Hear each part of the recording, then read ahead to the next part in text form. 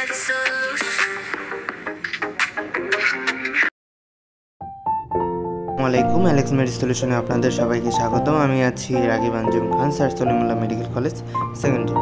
তো আজকে আমাদের টপিক চতুর্থ অধ্যায় অণুজীব, মাইক্রো অর্গানিজম অর মাইক্রোব। তো এই চ্যাপ্টারটা খুবই ইম্পর্টেন্ট। এখান থেকে অনেক এমসিকিউ বানানো যায়, অনেক এমসিকিউ আসেও মেডিকেলে। বিগত বছরগুলো দেখলে দেখা যায় অনেক এমসিকিউ এখান থেকে আসছে। তো চ্যাপ্টারটা বেশি কঠিনও না আবার সহজও না, বাট আমি সহজ করেই পড়ানোর চেষ্টা করব। তো চলো শুরু করি। তো গত ক্লাসের মতো আমি এই ক্লাসেও হাসান স্যার মেনলি পড়াবো, প্লাস হচ্ছে আলিম স্যার ইনফরমেশনগুলোও কভার করে দেওয়ার চেষ্টা করব। আচ্ছা চলো শুরু করি। তো এই ফার্স্ট পেজ থেকে স্লাইড থেকে কী পড়তে হবে, এখানে হচ্ছে দেখো অণুজীবের কিছু উদাহরণ দিছে, যেমন ব্যাকটেরিয়া, মাইক্রোপ্লাজমা, তারপরে অ্যাক্টিনোমাইসিটিস, ঠিক আছে, অ্যাক্টিনোমাইসিটিস, দাঁত ভেঙে যাইতেছে উচ্চারণ করতে। আচ্ছা যাই হোক, অ্যাক্টিনোমাইসিটিস প্রভৃতি হচ্ছে অণুজীবের অন্তর্ভুক্ত। কিন্তু যদি এটুকু পড়তে চাও এটুকু পড়তে পারো, না পড়লেও সমস্যা নেই। আর এটুকু পড়ো যে অণুজীবের বিস্তারিত ট্রান্সমিশন, এটুকু পড়ো। হ্যাঁ, তারপরে আর কিছু পড়তে হবে না। এখানে আসো, ভাইরাস থেকে শুরু করি। ঠিক আছে, ভাইরাস থেকে এখানে কিছু ইনফরমেশন বেসড কথা বলছে, এটুকু পড়তে হবে না। আর এখান থেকে আসো যে ভাইরাস কি, ভাইরাস হচ্ছে রোগ সৃষ্টিকারী বস্তু, এটা তো আমরা সবাই জানি। কিন্তু ভাইরাস একটি ল্যাটিন শব্দ, এটা একটু দাগায় রাখো, কারণ আমরা মেইনলি সব গ্রিক ওয়ার্ড পড়ি, তাই না, গ্রিক ওয়ার্ড পড়ি, কিন্তু এই ভাইরাসটা কিন্তু আমাদের ল্যাটিন ওয়ার্ড, ঠিক আছে, যার অর্থ হলো বিষ। ভাইরাস আকারে এতই ছোট যে ইলেকট্রন অণুবীক্ষণ যন্ত্রের সাহায্যে দেখতে হয়। সাধারণত অণুবীক্ষণ যন্ত্র দিয়ে দেখা যায় না, মানে কম্পাউন্ড মাইক্রোস্কোপ দিয়ে দেখা যায় না, ইলেকট্রন মাইক্রোস্কোপ দিয়ে দেখা যায়, ঠিক আছে।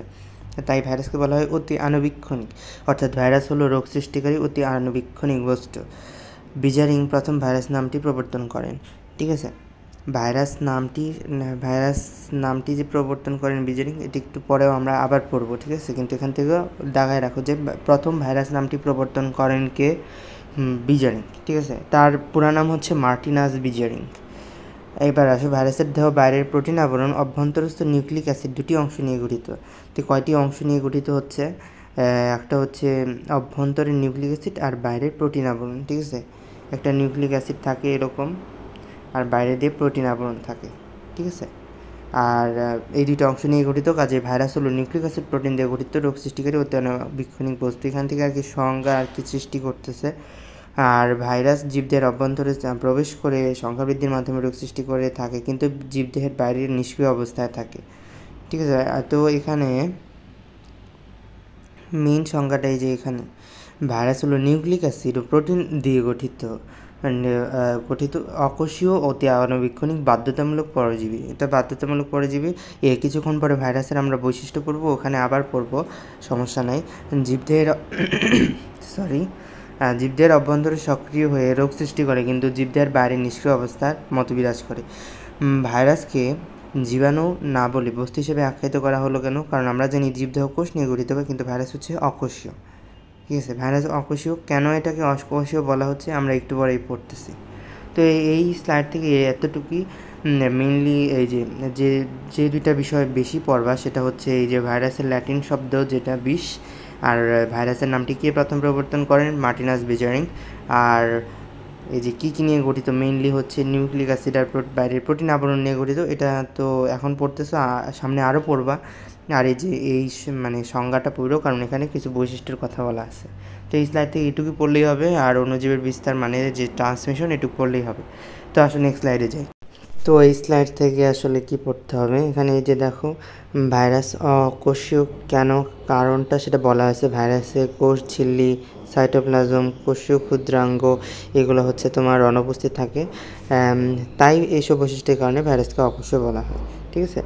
আর আবিষ্কার হচ্ছে তোমার আবিষ্কার, এই টপিক থেকে অনেক ইম্পর্টেন্ট জিনিস আছে, বিজ্ঞানীদের নাম আছে, তো সবগুলা পড়লেই ভালো, কিন্তু মানে আমি দাগিয়ে দিব, সেগুলো হচ্ছে বেশি ইম্পর্টেন্ট।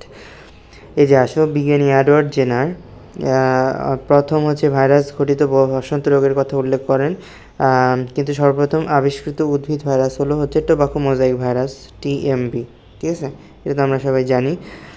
হল্যান্ডের বিজ্ঞানী অ্যাডলফ মেয়ার তোমার হচ্ছে এই টোবাকো মোজাইক ভাইরাস হিসেবে প্রথম উল্লেখ করেন আর কি। আর দিমিত্রি আইভানোভিস্কি আমরা তো একটু আগে পড়ে আসলাম, তাই না? সরি, দিমিত্রি না, এই যে মার্টিনাস বাইজারিংয়ের কথা একটু আগে পড়ে আসলাম, যিনি হচ্ছে প্রথম হচ্ছে তোমার টোবাকো মোজাইক ভাইরাস হিসেবে উল্লেখ করেন। ইনি আর কি ভাইরাসের নাম কারক হিসাবে পরিচিত।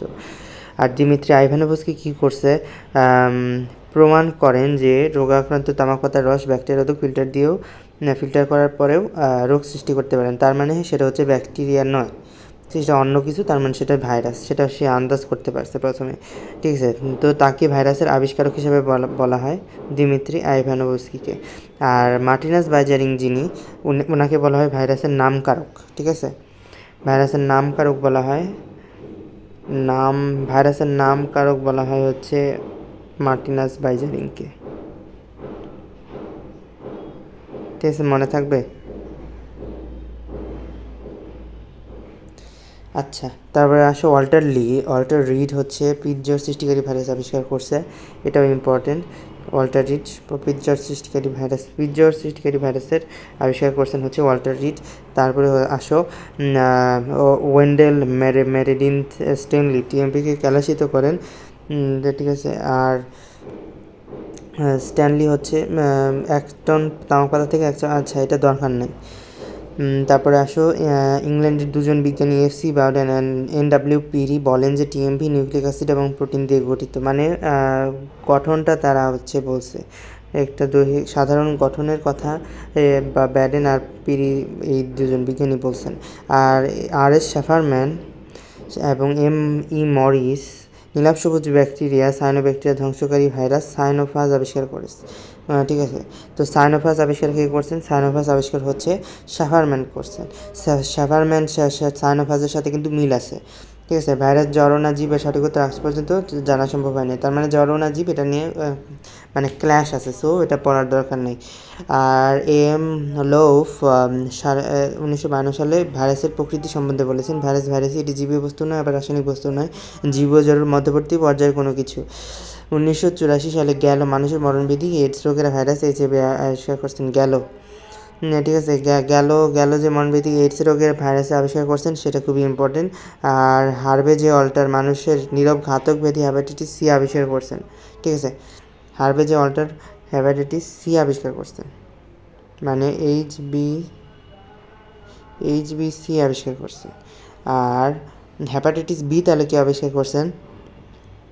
হেপাটাইটিস বি আবিষ্কার করছেন হচ্ছে বি দিয়েই আরেকটা বিজ্ঞানী, বি দিয়ে নাম বারোচ ব্লুমবার্গ, দুইটাই বি দিয়ে, মানে বারোচও বি দিয়ে আর ব্লুমবার্গটাও বি দিয়ে, ঠিক আছে। আর হচ্ছে এটা হচ্ছে আলিম স্যার ইনফরমেশন হেপাটাইটিস বি এর, এটা লিখে রাখো। আর এখান থেকে আর কিছু পড়ার নাই, আবিষ্কার থেকে এগুলাই। আর আবাসস্থল থেকে এই যে কি পড়বা, যে আবাসস্থল থেকে হচ্ছে জীববিজ্ঞানের একটি অত্যন্ত গুরুত্বপূর্ণ শাখা হলো তোমার ভাইরোলজি। আর ভাইরাসের এই শাখায় ভাইরাসের আকার, গঠন, এগুলো, আচ্ছা ঠিক আছে, এসব পড়ার দরকার নেই। WM স্ট্যানলিকে ভাইরোলজির জনক বলা হয়, কেন? তিনি ওই যে ভাইরাসকে কিন্তু ক্যালাসিত করছেন, ভাইরাস নিয়ে প্রথম পরীক্ষা নিরীক্ষা করে ভাইরাস নিয়ে একটা এক্সপেরিমেন্ট তিনি কিন্তু প্রথম করছেন। তো ভাইরোলজিতে ওই এক্সপেরিমেন্টগুলো করা হয়, সো স্ট্যানলিকে ভাইরোলজির জনক বলা হয়। বুঝাইতে পারছি কেন বলা হয়। এখন আসো আয়তনের দিক থেকে এই যে গবাদি পশুর ফুড অ্যান্ড মাউথ রোগ সৃষ্টিকারী ভাইরাস সবচেয়ে ক্ষুদ্র ভাইরাস। আর ভ্যাকসিনে ভ্যারিওলা, এই যে গোলালুর মোজাইক ভাইরাস, বসন্তের ভাইরাস বৃহৎ আকৃতির হয়, যে এদের এই কথাটা পড়ো।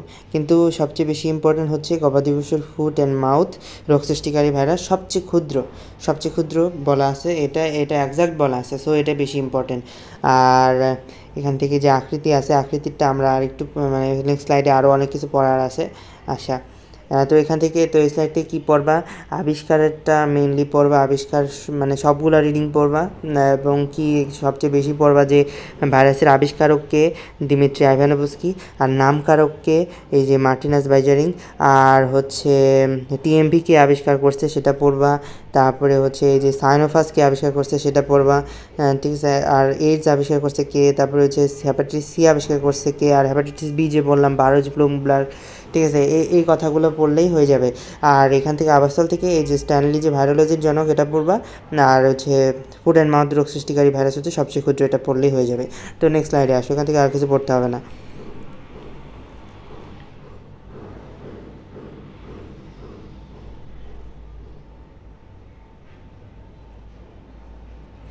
তো এখান থেকে ভাইরাসের প্রকৃতি বলছে, ওই বললাম না ভাইরাসের বৈশিষ্ট্য আছে কি একটু পরে, তো এখানে ভাইরাসের ওই যে রাসায়নিক বস্তু, জীব বৈশিষ্ট্য এগুলো সব লেখা আছে।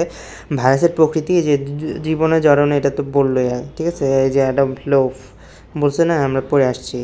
আর এই যে বিজ্ঞানী স্যালি কী বলছে, রাসায়নিক কোনো সজীব কোষের মধ্যবর্তী পর্যায়ের এক প্রকার বস্তু, একই কথা বলছে সবাই আর কি। আর ভাইরাসের বৈশিষ্ট্য যেমন ধরো যে ভাইরাসের বৈশিষ্ট্যকে দুভাগে ভাগ করা যায়, একটা জ্বর ও বৈশিষ্ট্য, একটা জীবীয় বৈশিষ্ট্য। যেমন জ্বর আর জীবের দুইটার মধ্যবর্তী একটা যেহেতু জিনিস, তা সেখানে জ্বর বৈশিষ্ট্য থাকবে, জীবীয় বৈশিষ্ট্য থাকবে, ঠিক আছে। যেমন জড় রাসায়নিক বস্তুর মধ্যে এটা আর কি সম্পূর্ণ আর কি সৃজনশীলের পড়া, সৃজনশীলে আসে এটা। তো সৃজনশীলের জন্য এটা ইম্পর্টেন্ট, কিন্তু আর কি এমসিকিউও এখান থেকে দিয়ে দিতে পারে। যেমন এগুলো দেখবা কি তুমি আগেই তুমি এগুলো পড়ে আসছো, আগে যেগুলো পড়ালাম এখানেই সেগুলো আছে। যেমন এদের কোনো বিপাকীয় এনজাইম নেই, ঠিক আছে, একটু আগে পড়ছি। ফলে পুষ্টিক্রিয়াও নেই। তারপরে হচ্ছে স্বাধীনভাবে প্রজননক্ষম নয়, জীবকোষের সাহায্য ছাড়া। ব্যাকটেরিয়া তো ফিল্টারে ভাইরাস ফিল্টারযোগ্য নয়, এটাও পড়ে আসছি। ক্যালাসিত করা যায়, ওই যে স্ট্যানলি ক্যালাসিত করছে, এটাও পড়ে আসছি। জীবকোষে ভাইরাস রাসায়নিক কণার মতো নিষ্ক্রিয়, এটাও মানে এটা তো জানো, ঠিক আছে। এই যে যেমন ধরো যে 3 আর 6 একই কথা বলছে আর কি।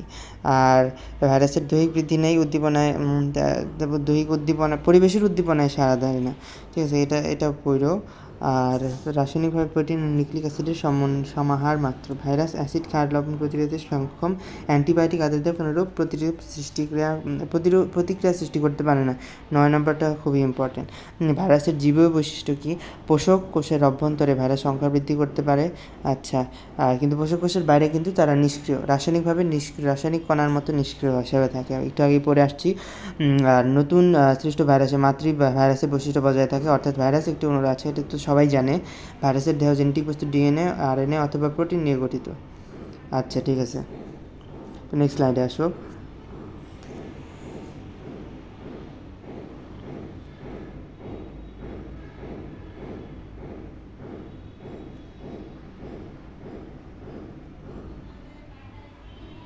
হচ্ছে না কেন এটা? আচ্ছা, হয়েছে। আচ্ছা, এখানে আরও বলছে যে ভাইরাস সুনির্দিষ্টভাবে বাধ্যতামূলক পরজীবী, ভাইরাস পরিব্যক্তি ঘটাতে এবং প্রকরণ তৈরি করতে সক্ষম, এদের অভিযোজন ক্ষমতা রয়েছে। এইগুলো একটু পড়ে, ঠিক আছে, এগুলো ইম্পর্টেন্ট আছে, ঠিক আছে। এই 7 নাম্বার 6, 4, 5, 6, 7 এটা একটু পড়ে, ঠিক আছে, ইম্পর্টেন্ট আছে। এদের এই যে জিনগত পুনর্বিন্যাস করতে দেখা যায়, সেজন্য এই যে প্রকরণ যেটাকে বলা হয়, এই যে দেখো নতুন নতুন প্রকরণ সৃষ্টি হচ্ছে এই জিনগত পুনর্বিন্যাসের কারণে, ঠিক আছে, জেনেটিক রিকম্বিনেশনের কারণে। তারপরে আসো এই ভাইরাসের গঠন বৈশিষ্ট্যকে ভৌত রাসায়নিক গঠন হিসেবে ভাগ করা যেতে পারে। ভাইরাসের ভৌত গঠন নিম্নরূপ। যেমন কেন্দ্রীয় বস্তু হিসেবে নিউক্লিক অ্যাসিড থাকতেছে, ডিএনএ, আরএনএ, ঠিক আছে। ক্যাপসিড দ্বারা পরিবেষ্টিত কেন্দ্রীয় নিউক্লিক অ্যাসিড বা নিউক্লিক অ্যাসিড অঞ্চলকে নিউক্লিয়েট তুল্য বলা যেতে পারে, ঠিক আছে। তারপরে ক্যাপসিড কী বলছে, ক্যাপসিডের মানে প্রোটিন আবরণ যেটা থাকে বাইরে সেটাকেই ক্যাপসিড বলা হয়। এই যে দেখো ক্যাপসিড, এই যে ক্যাপসিড, এই বাইরের যে জিনিসটা, ঠিক আছে, ওইটাই হচ্ছে ক্যাপসিড, ওকে। প্রোটিন আবরণটাকেই বলা হচ্ছে ক্যাপসিড।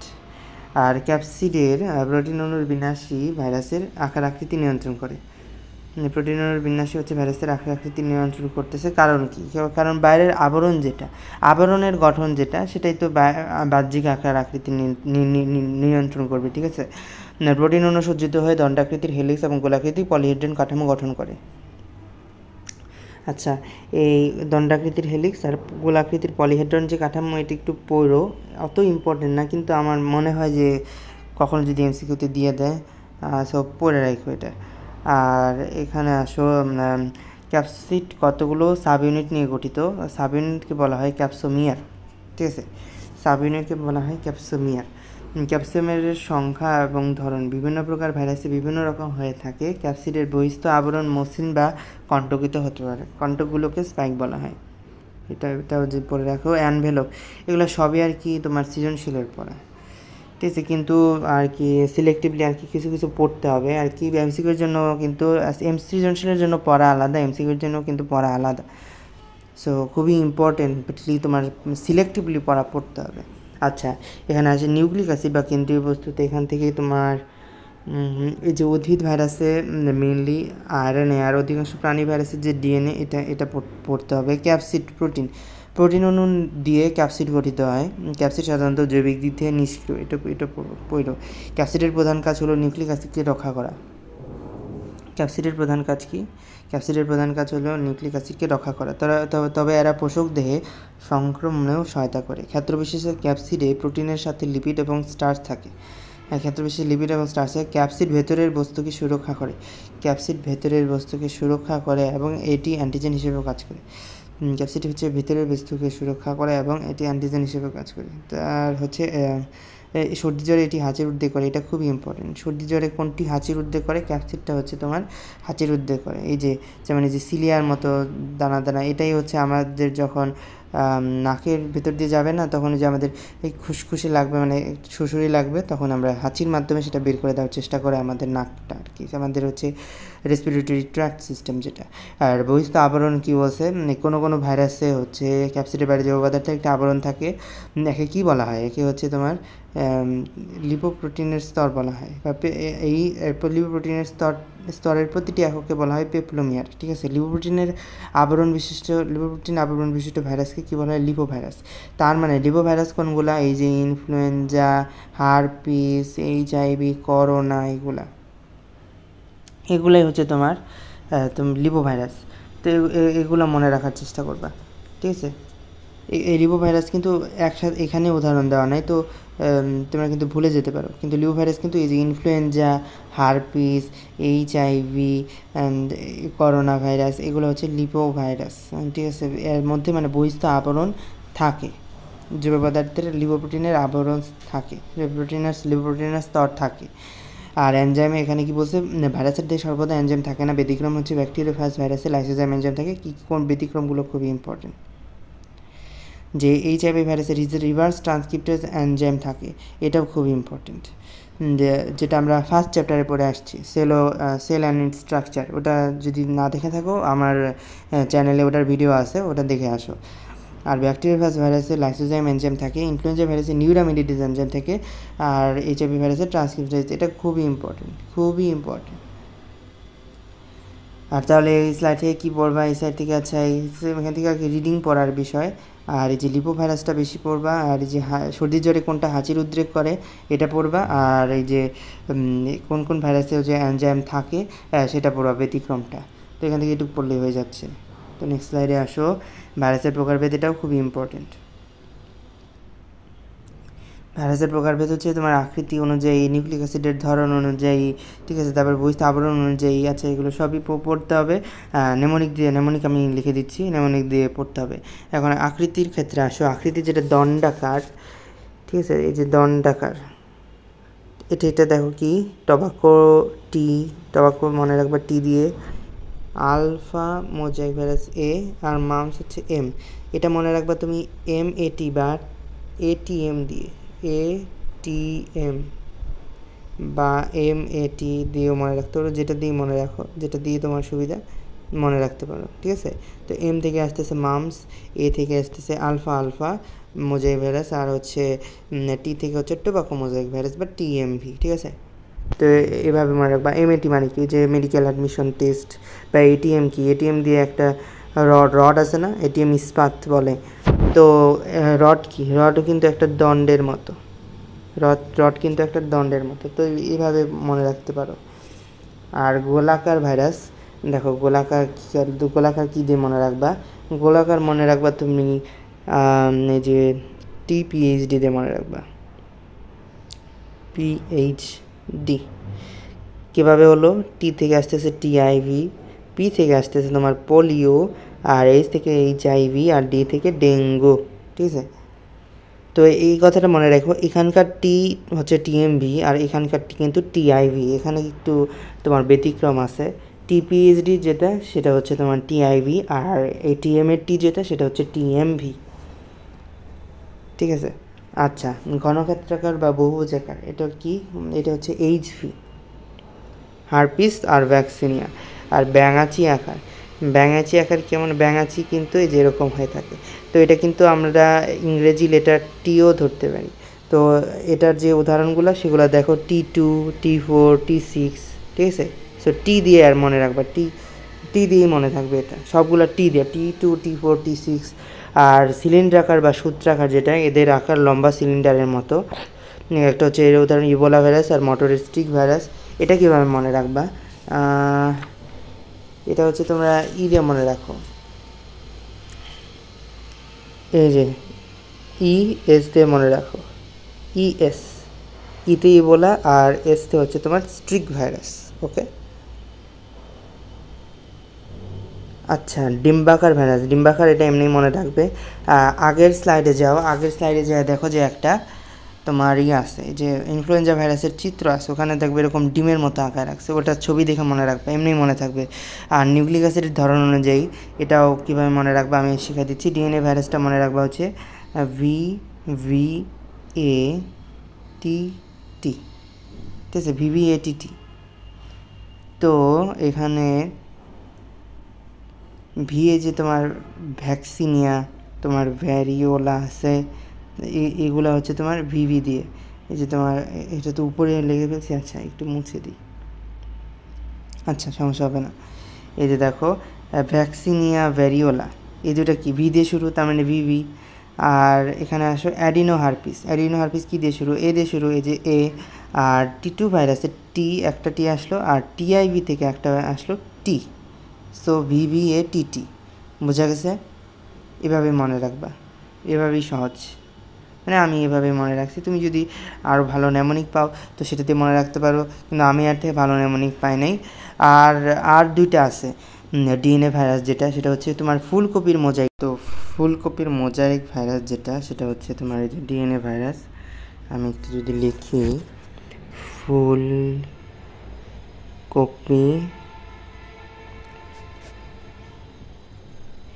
Mosaic virus. ফুলকপির মোজাইক ভাইরাস। আর একটা হচ্ছে তোমার হেপাটাইটিস বি, আর একটা হচ্ছে তোমার হেপাটাইটিস বি, ঠিক আছে। এই হেপাটাইটিস বি আর ফুলকপির মোজাইক ভাইরাস, এই দুইটাই হচ্ছে তোমার ডিএনএ। আমরা একটু পরেই পাবো এটা, কিন্তু তোমরা এখানে লিখে রাখবা যাতে আর কি ভুলে না যাও, ঠিক আছে। আর এই যে এখানে দেখো, এখানে কি বলছে, এই যে পার্বোভাইরিডি গোত্রের, এই যে এটাও আসে, কিন্তু এটা আমার কাছে ইম্পর্টেন্ট না। এই যে এখানে কী লিখছে না, X174 NM13 কলিফাস ভাইরাসের ডিএনএ তোমার এক সূত্র। এগুলো মানে এক্সেপশন হিসাবে আসে, ঠিক আছে।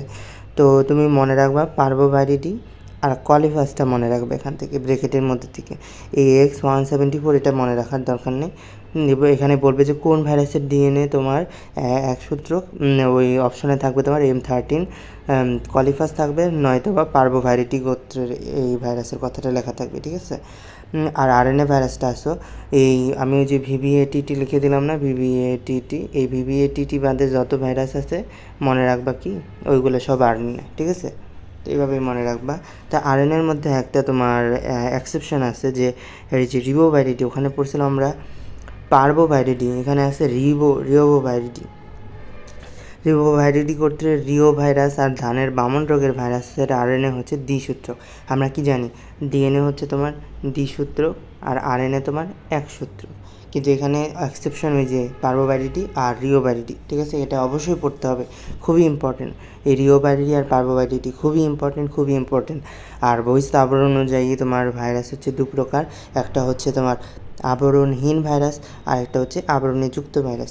কী আবরণহীন ভাইরাস আছে, তোমার এই যে টিএমভি আর T2, TMV-T2 এটা হচ্ছে তোমার আবরণহীন ভাইরাস। আর হচ্ছে আবরণীযুক্ত ভাইরাস কি, যেগুলো একটু মারাত্মক টাইপের যেগুলো ভাইরাস আর কি, আমাদের মানুষদের যেগুলো মানে আক্রমণ করে, ঠিক আছে, সেগুলো একটু শক্তিশালী রকমের ভাইরাস। আর বহিস্থ আবরণীযুক্ত ভাইরাসগুলোই শক্তিশালী। কেন?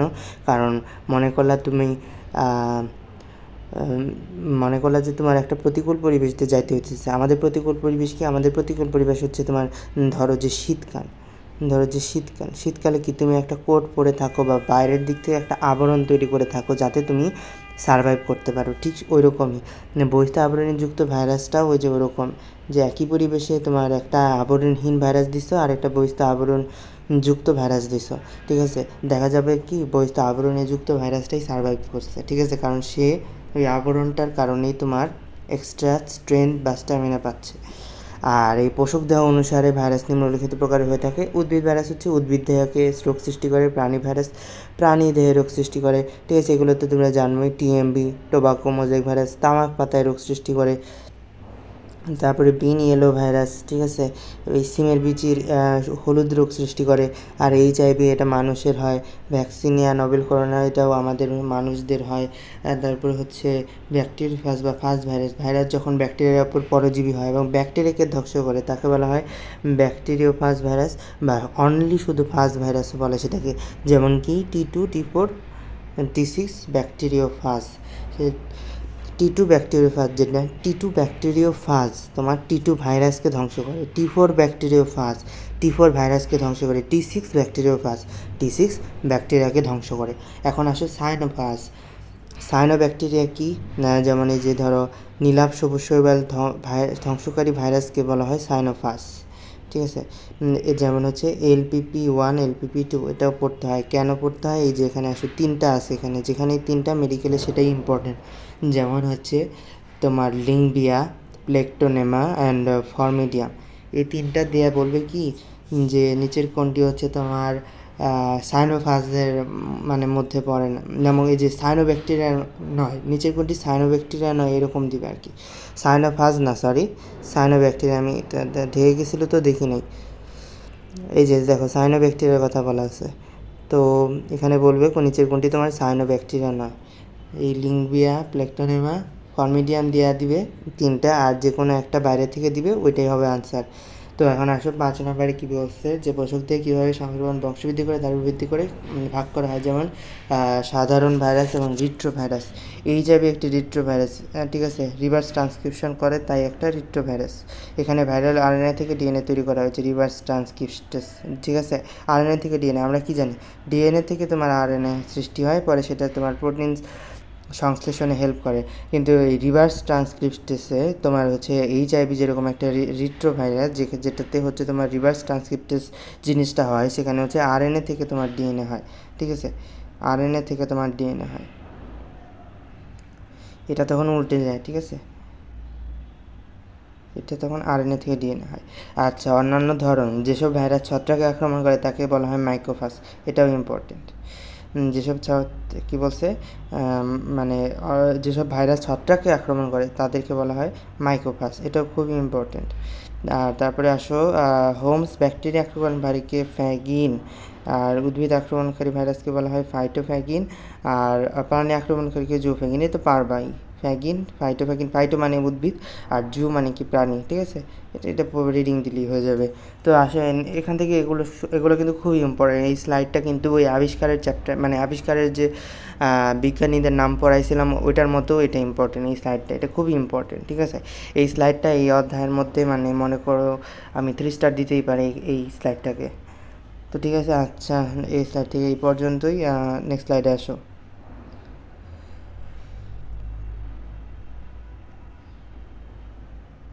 তো এখান থেকে আর কি তোমার RNA ভাইরাস এবং DNA ভাইরাসের তোমার পার্থক্যটা বলছে, এখানে পার্থক্যটা রিডিং পড়ে নিও। আর এই যে নিউক্লিক অ্যাসিডের পার্থক্যই একমাত্র সঠিক পার্থক্য, অন্যগুলো সব এই যে তার মানে 2 নাম্বার পার্থক্যটাই তোমার সঠিক পার্থক্য, আর অন্যগুলো সমভাবে প্রযোজ্য নয়, এটা কিন্তু এখানে বলে দিছে। আচ্ছা ঠিক আছে, আর কি বলছে ভাইরাসের পরজীবিতার কথা বলছে, পরজীবী হিসাবে আছে এখান থেকে এটুকু দাগায় রাখো যে ভাইরাস হচ্ছে তোমার বাধ্যতামূলক পরজীবী, এটি একটি আদি বৈশিষ্ট্য, এটুকু দাগায় রাখলেই হবে, এখান থেকে আর পড়তে হবে না। এখানে আসে ভাইরাসের পরজীবিতা সাধারণত সুনির্দিষ্ট এবং সুনির্দিষ্ট প্রকারের ভাইরাস কোনো সুনির্দিষ্ট দেহে পরজীবী হয়। এটা পড়তেও পারো আবার নাও পড়তে পারো, মানে কি তো এটা তোমার উপরে নির্ভর করতেছে। তবে এখান থেকে বেশি কিছু নাই আর কি, নিচের দিকে একটু ইম্পর্টেন্ট আছে। এখানে আসো যে রিসেপ্টর সাইডের জিনিসটা তোমাদের একটু বেসিক কনসেপ্ট ক্লিয়ার করতে হবে, যেমন এখান থেকে এইটুকু পড়লেই তোমার হয়ে যাবে। এটা বেসিক ক্লিয়ার করতে হবে। কি বলছে, যেমন ঠান্ডা লাগার ভাইরাসে শ্বাসতন্ত্রের মিউকাস মেমব্রেনের কোষকে আক্রমণ করতে পারে, চিকেন পক্স ভাইরাস তোমার ত্বক কোষকে আক্রমণ করতে পারে, পলিও ভাইরাস তোমার কোন কোন জায়গায় আক্রমণ করতে পারে, এটা কিন্তু খুবই ইম্পর্টেন্ট। তো এইটুকু কিন্তু আমি ব্র্যাকেটের মধ্যে দিয়ে দিলাম, মানে ব্র্যাকেটের মধ্যে সবগুলাই পড়তে হবে। সো তোমার এই যে পলিও ভাইরাস, তোমার ঊর্ধ্বতন শ্বাসনালী, এটা কিন্তু তোমরা ভুলে যাও। তোমরা এই যে ঠান্ডা লাগার ভাইরাস তোমরা দিয়ে রাখবা কি, যে এই যে দেখো ঊর্ধ্বতন শ্বাসনালী এবং অন্ত্রের আবরণ কোষকে তোমার আক্রমণ করতে পারে, এটা দিয়ে রাখবে। ঠিক আছে, এটা দিয়েই তোমাদের ভেজালটা বাজাবে। ঠিক আছে, যেমন ঠান্ডা লাগার ভাইরাস কি করে, ঠান্ডা লাগার ভাইরাস হচ্ছে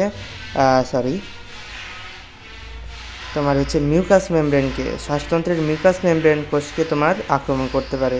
কিন্তু এখানে কি বলছে, এখানে পলিও ভাইরাসে বলছে ঊর্ধ্বতন শ্বাসনালী। তো দুইটা কিন্তু আলাদা, একটা হচ্ছে তোমার শ্বাসতন্ত্রের মিউকাস মেমব্রেন কোষকে আক্রমণ করতে পারে, আর হচ্ছে চিকেন পক্সে তোমার ত্বক কোষকে আক্রমণ করে। কারণ আমরা জানি পক্স হইলে কি ওই যে শরীরে ফুসকুড়ির মতো ওঠে, তাই না? তো এখানে কি বলছে, কখনো স্নায়ুকোষকে আক্রমণ করতে পারে হচ্ছে কি এই পলিও ভাইরাসটা। তার মানে এখানে আসো, এখানে পলিও ভাইরাস দিয়ে তোমার ঠান্ডা লাগার ভাইরাস দিয়ে তোমার এলোমেলো তোমরা বাজাবাই। আর একটা জায়গায় তোমাদের লাগবে, সেটা হচ্ছে তোমার পলিও ভাইরাস যেটা, সেখানে ধ্যান দেখো ঊর্ধ্বতন শ্বাসনালীকেও আক্রমণ করতেছে, অন্ত্রের আবরণ কোষকে আক্রমণ করতেছে, আবার স্নায়ু কোষকেও আক্রমণ করতেছে। এই স্নায়ু কোষটা তোমরা ভুলে যাবে।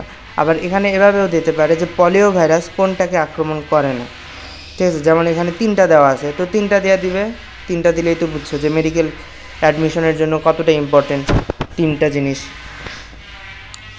তারপরে আসো চিকেন পক্স ভাইরাস শ্বাসনালীকে আক্রমণ করতে পারবে না, কারণ শ্বাসনালী কোষ, এই যে দেখো চিকেন পক্স কী বলছে, চিকেন পক্স তো শুধু ত্বক কোষকে আক্রমণ করে। তারপরে আসো যে এখান থেকে একটু পড়বা। আর ফার্স্ট ভাইরাস কেবল ব্যাকটেরিয়া কোষকে আক্রমণ করে। ফার্স্ট ভাইরাসের মধ্যে তোমার T2 ব্যাকটেরিয়া ফাজ ইস্টেরিচিয়া কোলাই ব্যাকটেরিয়াকে আক্রমণ করে, এটা আর দাগায় রাখো, একটু পরে আমরা দেখব।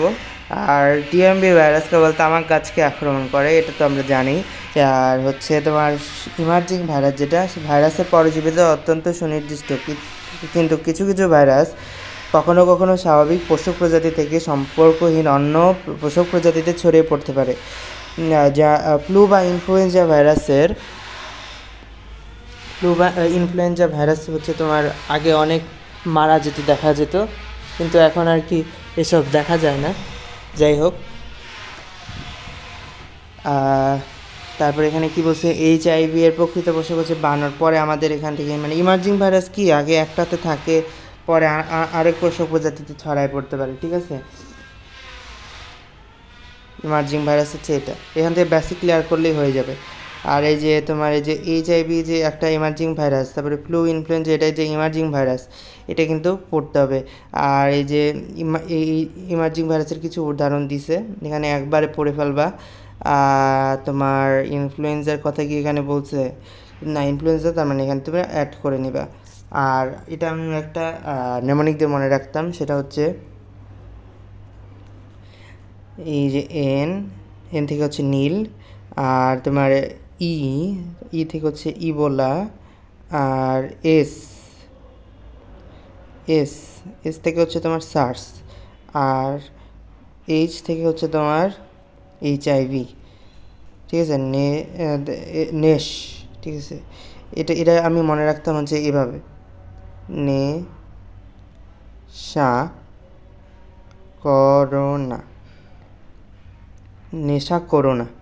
এটা দিয়ে মনে রাখতাম। করোনা থেকে আলাদা করোনা আসতেছে, আর নেশাকে আমি ইংরেজিতে লিখতাম নেশা। ঠিক আছে, এখান থেকে প্রথম এ থেকে কিছু না, আর নেক্সট থেকে হচ্ছে এন থেকে নীল, ই থেকে ইবোলা, এস থেকে সার্স, আর এইচ থেকে HIV। ঠিক আছে, বোঝা গেছে। আর এই যে ভিরিয়নটা আসে, ভিরিয়নটা খুবই ইম্পর্টেন্ট। আর নিউক্লিক অ্যাসিড এবং একই ঘিরে ক্যাপসিড সমন্বয়ে গঠিত একটি সংক্রমণ ক্ষমতা সম্পন্ন ভাইরাসকে বলা হয় ভিরিয়ন।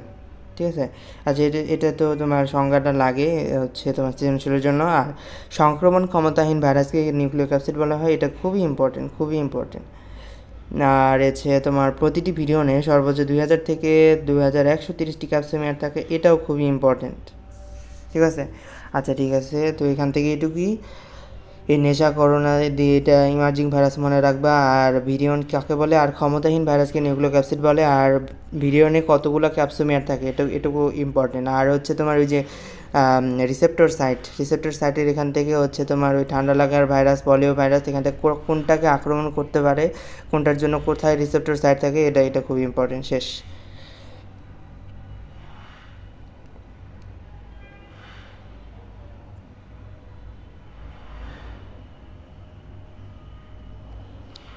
তো ভিরয়েডস আছে একটা, তো আমরা পড়ে আসলাম ভিরিয়ন। এখানে সাবভাইরাস সত্তার মধ্যে তোমার ভিরয়েডস দেওয়া আছে। সো এটা কিভাবে পড়বা আমি বলি। সাবভাইরাল সত্তার মধ্যে দেখো কয়টা জিনিস আছে, একটা হচ্ছে ভিরয়েডস আছে, আর একটা হচ্ছে প্রিয়ন্স আছে, আর এটা হচ্ছে স্যাটেলাইট আছে। তার মানে কি 3টা জিনিস আছে। তার মানে হচ্ছে তোমার যেহেতু 3টা জিনিস আছে, তার মানে কি এখানে বলতে পারি নিচের কোনটি সাবভাইরাল সত্তা নয়, এই 3টা দিয়ে দিবে। এই 3টা দেওয়ার পরে বলবে বাকি একটা অন্যটা দিয়ে ওই ভিরিয়ন দিবে তোমাকে। ঠিক আছে, ভিরিয়নই দিবে, আর কিছু দিবে না। আর কিছু চিন্তা করার দরকার নেই, তোমার ভিরিয়নই দিবে। ভিরয়েডস দিবে, তারপর ভিরিয়ন দিবে, তারপর বা প্রথমেই ভিরিয়ন দিয়ে দেখতে পারে যাতে তোমরা ঘাবড়ায় যেতে পারো। আর হচ্ছে তোমার প্রিয়ন, স্যাটেলাইট এগুলো দিবে। এই 3টা দিয়ে তোমার ভিরিয়ন দিবে, ভিরিয়ন হবে আনসার। যে নিচের কোনটি সাবভাইরাল সত্তা না, কারণ সাবভাইরাল সত্তার মধ্যে কিন্তু ভিরিয়ন দেওয়া নাই, ভিরয়েডস দেওয়া আছে। ঠিক আছে, তো এখানে প্রত্যেকটার সংজ্ঞায় এখানে সাবভাইরাল সত্তার মধ্যে এটা লাগবে। যে এখানে কি বলছে, ভিরয়েডস হলো সংক্রামক আরএনএ, এটাও লাগবে। তারপরে যে প্রিয়ন্স সংক্রামক প্রোটিন ফাইব্রিন হলো প্রিয়ন্স, এটাও লাগবে। আর স্যাটেলাইট হলো যেখানে যে কী বলছে এটাও লাগবে। তো সংখ্যাটা লাগবে। তারপরে আসো, ভিরয়েডস হলো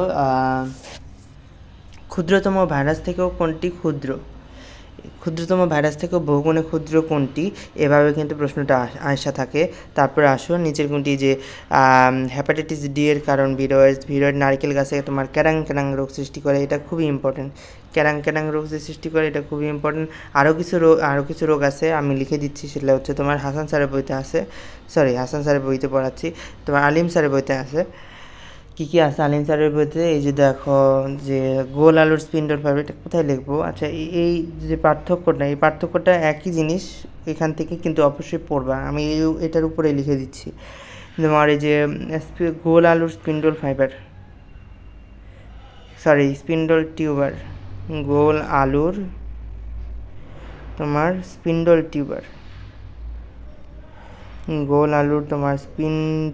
টিউবার, ঠিক আছে। টিউবার আমি লিখলাম না, তোমরা লিখে নিও। গোল আলুর স্পিন্ডল টিউবার। আর তোমার এই যে কি বলে অ্যাভোক্যাডোর সানবিচ রোগ। অ্যাভোক্যাডো উদ্ভিদ চেনো না? অ্যাভোক্যাডো ওই যে সবুজ দেখা যায়, ভেতরে একটু খয়েরি কালারের মতো বীজের মতো থাকে। অ্যাভোক্যাডোর সানবিচ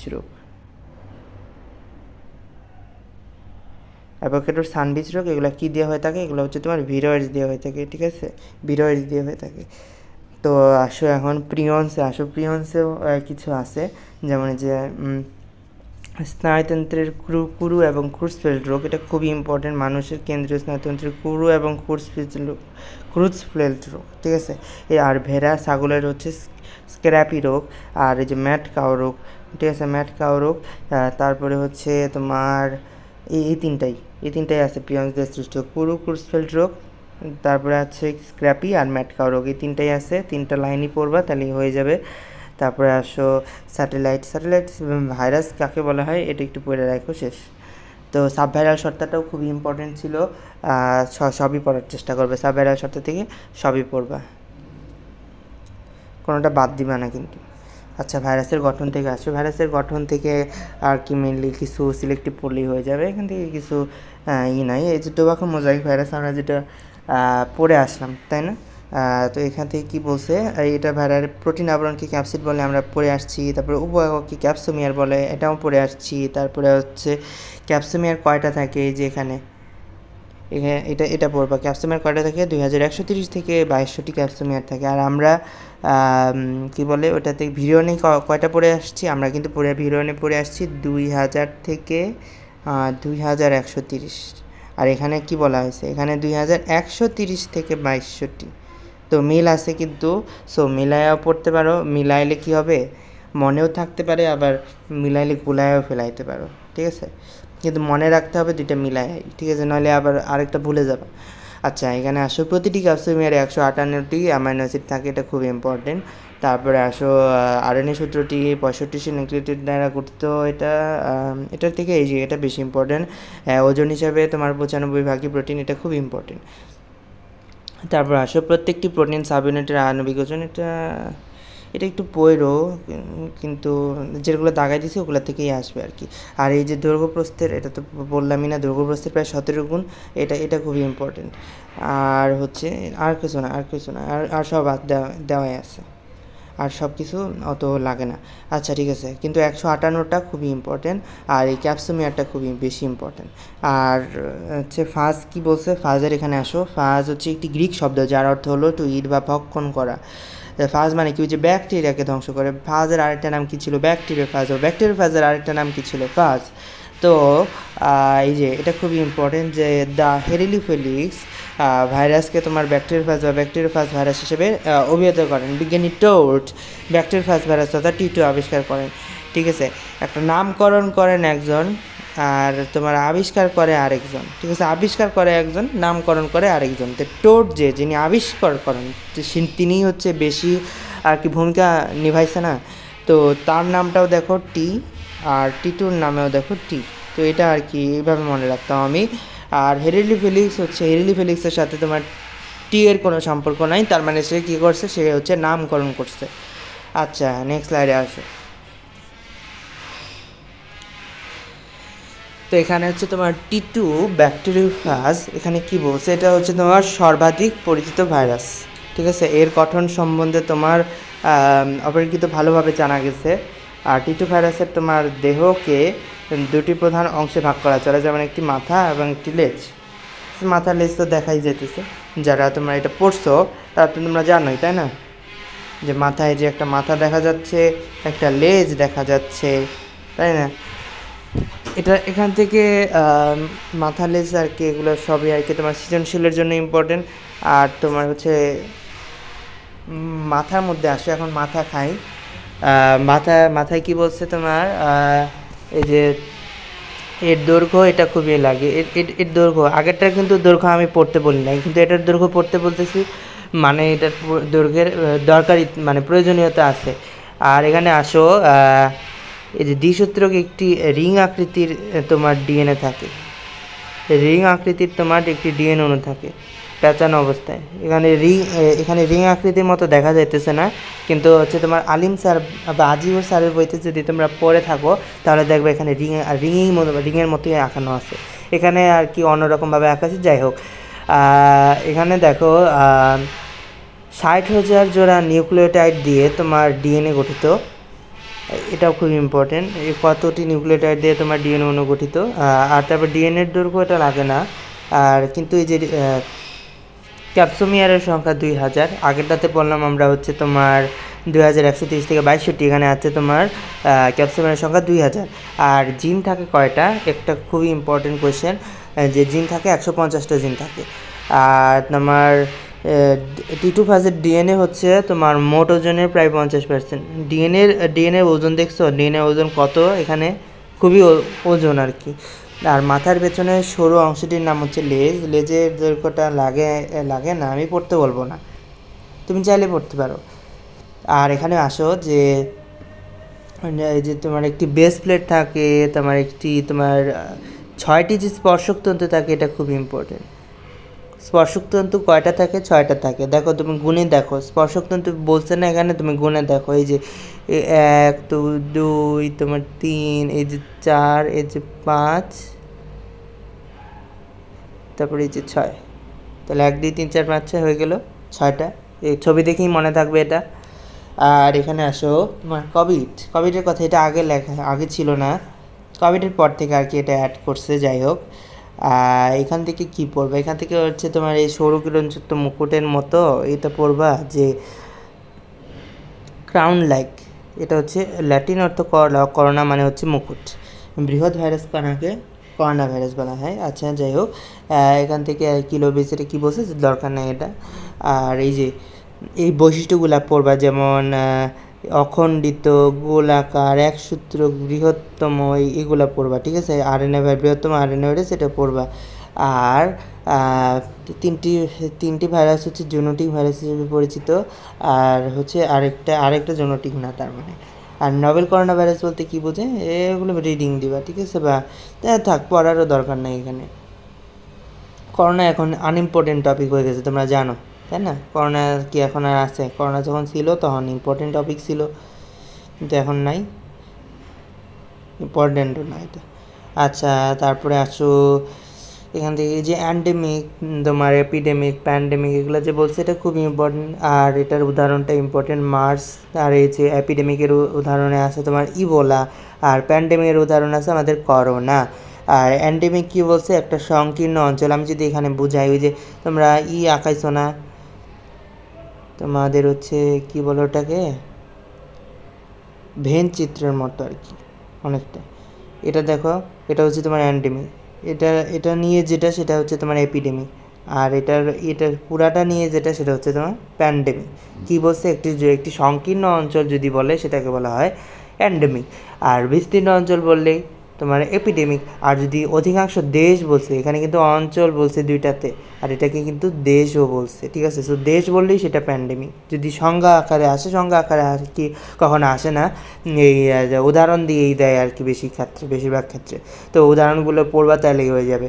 আর ভাইরাসের সংখ্যা বৃদ্ধি বা বংশবৃদ্ধির কথা যেটা বলছে, তোমার দুইভাবে হতে পারে। সেটা হচ্ছে কি, একটা হচ্ছে লাইটিক চক্র, আর একটা হচ্ছে লাইসোজেনিক চক্র। লাইটিক চক্র মানে হচ্ছে ভাইরালেন্ট চক্র, আর লাইসোজেনিকের আরেকটা নাম হচ্ছে টেম্পোরারি ডোজ। এটা খুবই ইম্পর্টেন্ট। লাইটিক চক্র কোথায় হয়, এই যে T2-তে হয়। তো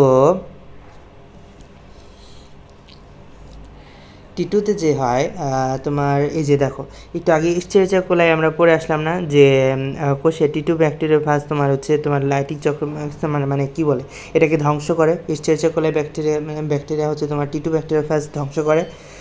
তো এটাই আর কি আমি বলছিলাম তখন তোমাদেরকে যে একটু পরে পড়বো।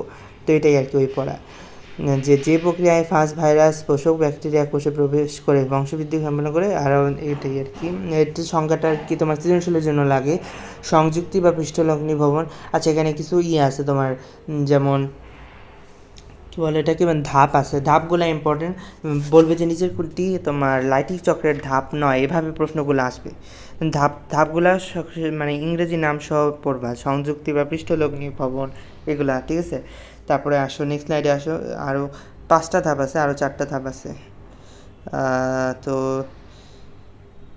এখান থেকে আচ্ছা, এই যে তোমার যে ভাঁজ ডিএনএ অনু যে প্রবেশ করে, এটাও ইম্পর্টেন্ট। তারপরে প্রতিলিপন, তারপরে হচ্ছে দেহাংশ একত্রিত হওয়া, অ্যাসেম্বলি, নতুন ভাইরাস মুক্তি, রিলিজ, সবই ইংরেজি ওয়ার্ড সব পড়বা। আর এখান থেকে কিছু যারা সৃজনশীলের জন্য তো পড়াই হয়েছে নিশ্চয়ই, যেহেতু মেডিকেল অ্যাডমিশন তোমরা করতে আসছো, এগুলো কিন্তু সবই লাগে, তোমরা জানো সৃজনশীলের জন্য এটা খুবই ইম্পর্টেন্ট। আর সেজন্য সৃজনশীল যারা পড়া হয়ে গেছে তাদের আর কি আমি এটা ভিতরের অংশগুলো আর পড়তে বলবো না। ভিতরের অংশগুলো থেকে যদি আসে তোমরা এমনিতেই পারবা, তাই না? আর এখানে আসো যে এই যে স্টেরিওচার কোলাই আক্রমণকারী T2 ফাজ, এমন প্রকৃতির ফাজকে লাইটিক ফাজ বা ভাইরুলেন্ট ফাজ বলা হয়, ঠিক আছে। এটা একটু পড়ে রাখো। আর কোষপ্রাচীর বিদীর্ণ হওয়াকে কি বলা হয়, লাইসিস বলা হয়, এটা তোমরা এমনিতেও পারবা। আর লাইটিক চক্রের মাধ্যমে যে তোমার 330 থেকে 300টি নতুন ফাজ সৃষ্টি হয়ে থাকে, এটা খুবই ইম্পর্টেন্ট।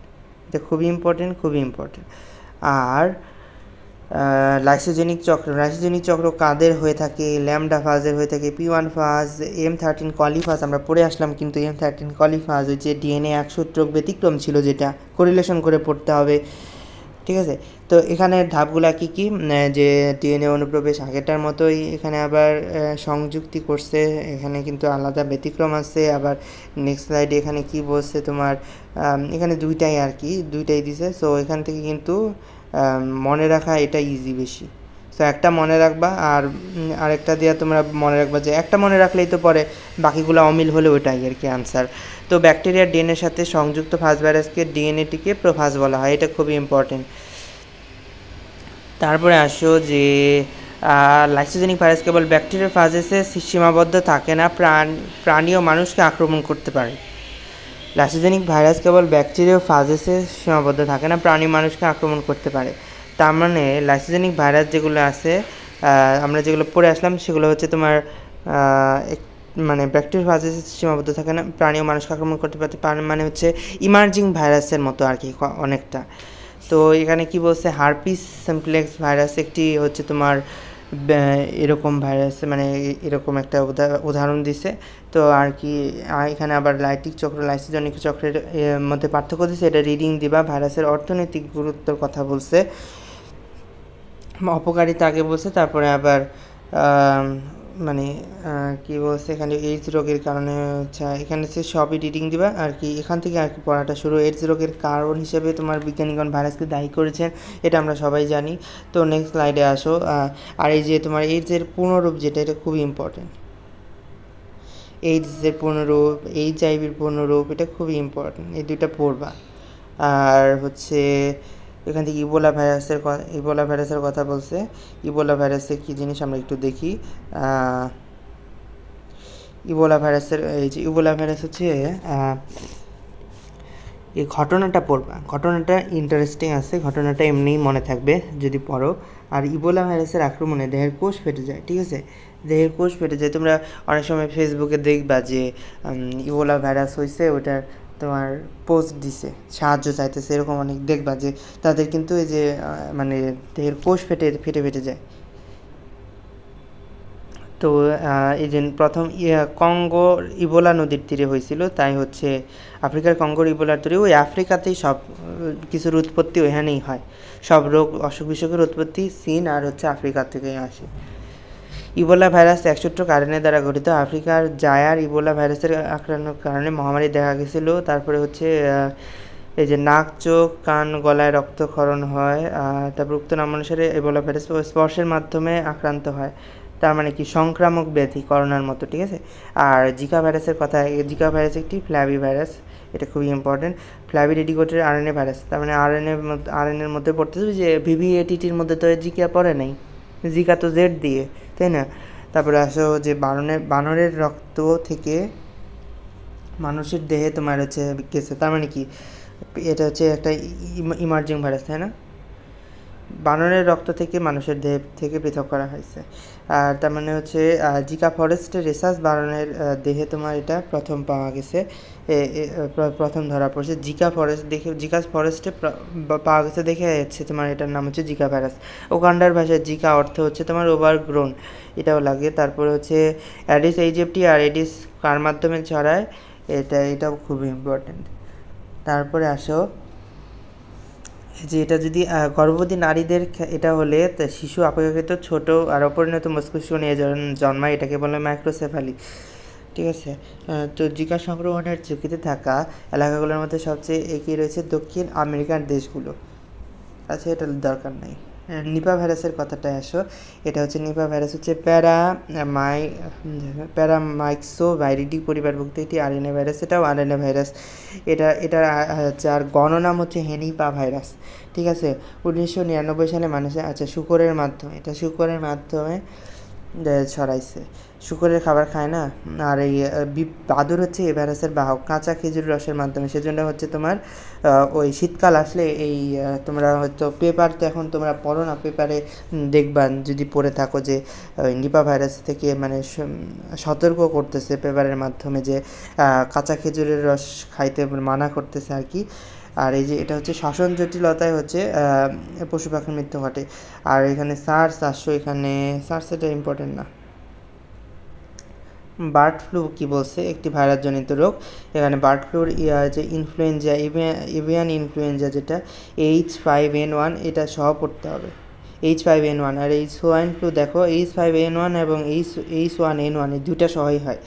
সো তোমাকে প্রশ্ন দিবে কি এই বার্ড ফ্লু, ঠিক আছে, প্রথমেই দিয়ে রাখবে H1N1 যাতে তুমি H1N1টা দাগায় ফেলো, কিন্তু H1N1 কি বার্ড ফ্লু না, H1N1 কিন্তু বার্ড ফ্লু না, H5N1 কিন্তু bird flu. So be careful. তো এখান থেকে হয়েছেই তো এগুলা, আর কি আছে,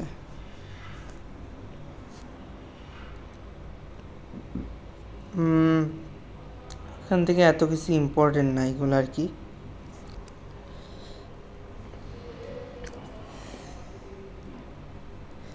এখান থেকে ইম্পর্টেন্ট না এগুলো। আর যদি পড়তে চাও হচ্ছে তোমার এই চিকুনগুনিয়া সম্পর্কে একটু পড়বা, আর কিছু সম্পর্কে যে 12 নাম্বার পয়েন্ট আর হচ্ছে তোমার 12 নাম্বার পয়েন্ট আর 14 নাম্বার পয়েন্টটা খুব ইম্পর্টেন্ট।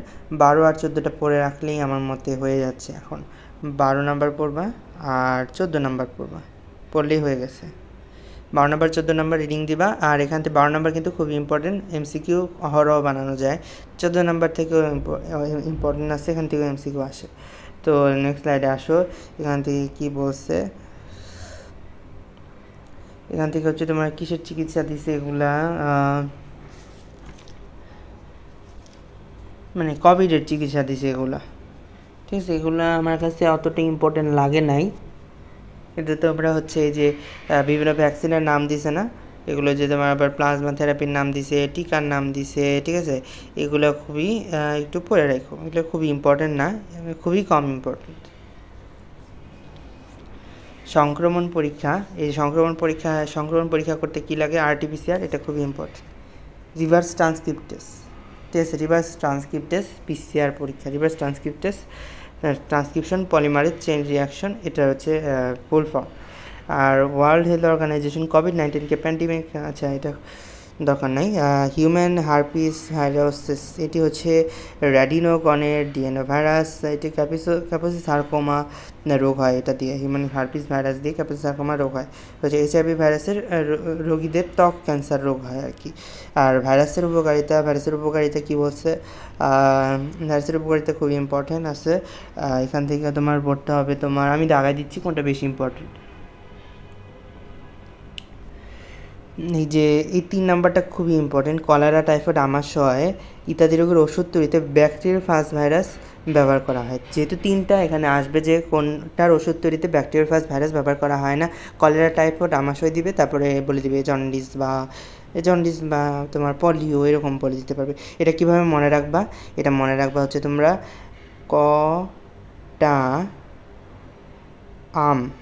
কটা আম দিয়ে মনে রাখবে। এই ক থেকে আসতেছে তোমার কলেরা, টা থেকে আসতেছে টাইফয়েড, আম থেকে আসতেছে আমাশয়। কটা আম দিয়ে মনে রাখবে ব্যাকটেরিয়া ভাইরাস ব্যবহার করা সেই রোগের ওষুধ তৈরিতে। আর এখানে হচ্ছে তোমার ভাইরাস হচ্ছে জন্ডিস রোগের টিকা, কোন রোগের টিকা, জন্ডিস রোগের টিকা। আর জলাতঙ্ক, পোলিও, বসন্ত, এগুলা প্লেগ, এগুলোর প্রতিষেধক টিকাও হচ্ছে এগুলা দিয়ে তৈরি করা হয়। তো কোনটার টিকা, বসন্ত, পোলিও, প্লেগ, জলাতঙ্ক আর জন্ডিস, ঠিক আছে। তো মনে থাকার কথা।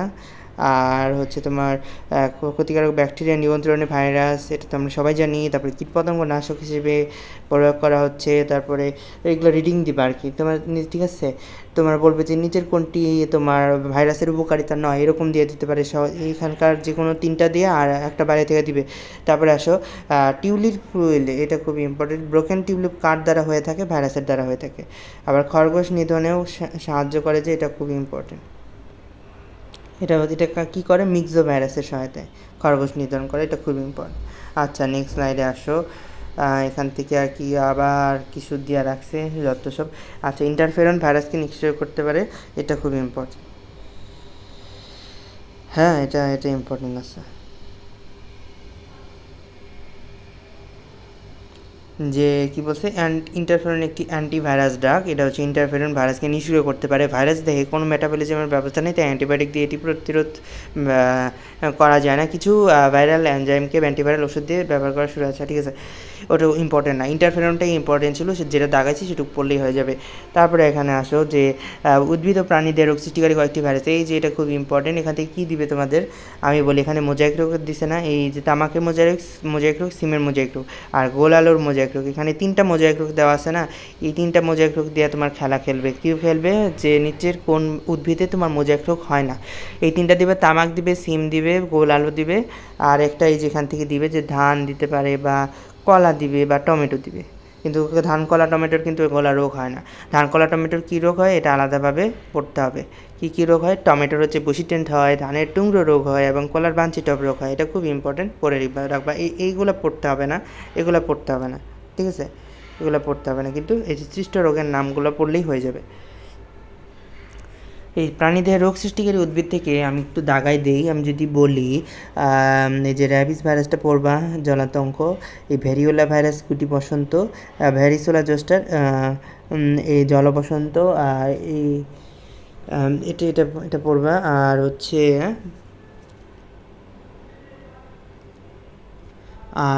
আর কি পড়তে বলবো, রিনো ভাইরাসটা একটু পড়ো। রিনো ভাইরাস, হাম, রিনো ভাইরাস হচ্ছে হাম, এটা পড়ো।